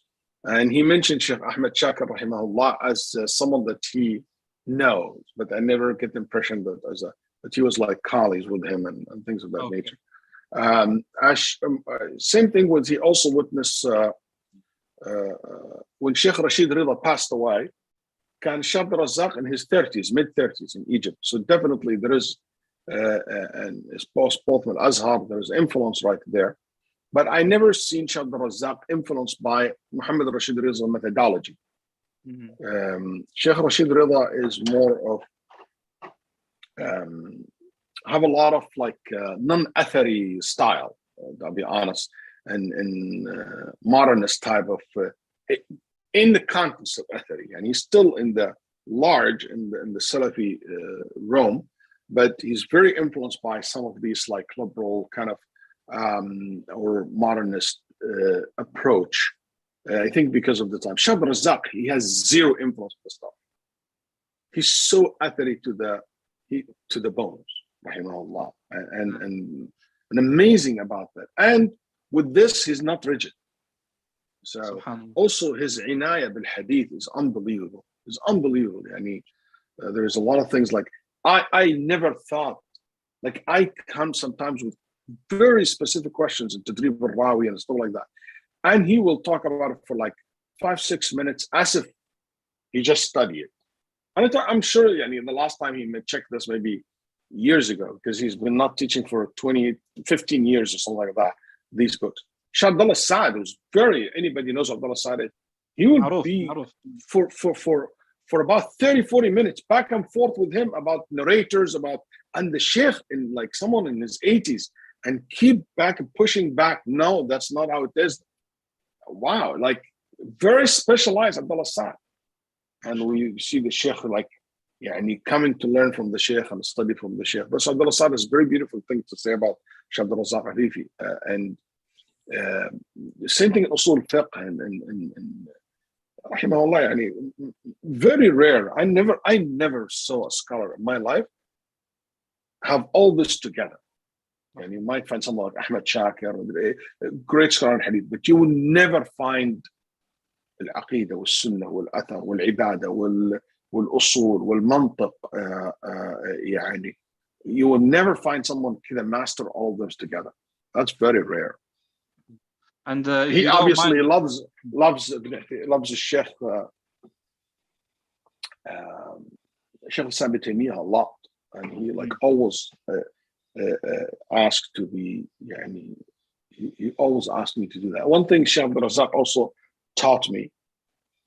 He said to me, in order for you to benefit from a scholar, before you ask him, research it first. He said, Al-Mufti, Al-Mustafti, Ammi. If you just say, what's your opinion about this? That's Ammi, that's the Awam. Student of knowledge never ask like this. Student of knowledge, they go research, then they come ask. And he always recommended student of knowledge do research as many as they can. As many research as they can. Anyway, inshallah, maybe another time we talk about his methodology in ilm and stuff like that. And I encourage some of my teachers, like, this is my first time to talk about Shaykh Abdul Razak publicly. That's why it's very, very emotionally for me. And rahimahullah ta'ala. Barakallahu feek. Jazakallah, Shaykh. It was really emotional for the viewers as well, mashallah. Alhamdulillah, jazakumullah khair. Thank you very much. May Allah subhanahu wa ta'ala reward you, all of you. Wassalamu alaikum wa rahmatullahi wa barakatuh. Wa alaikum assalam wa rahmatullah.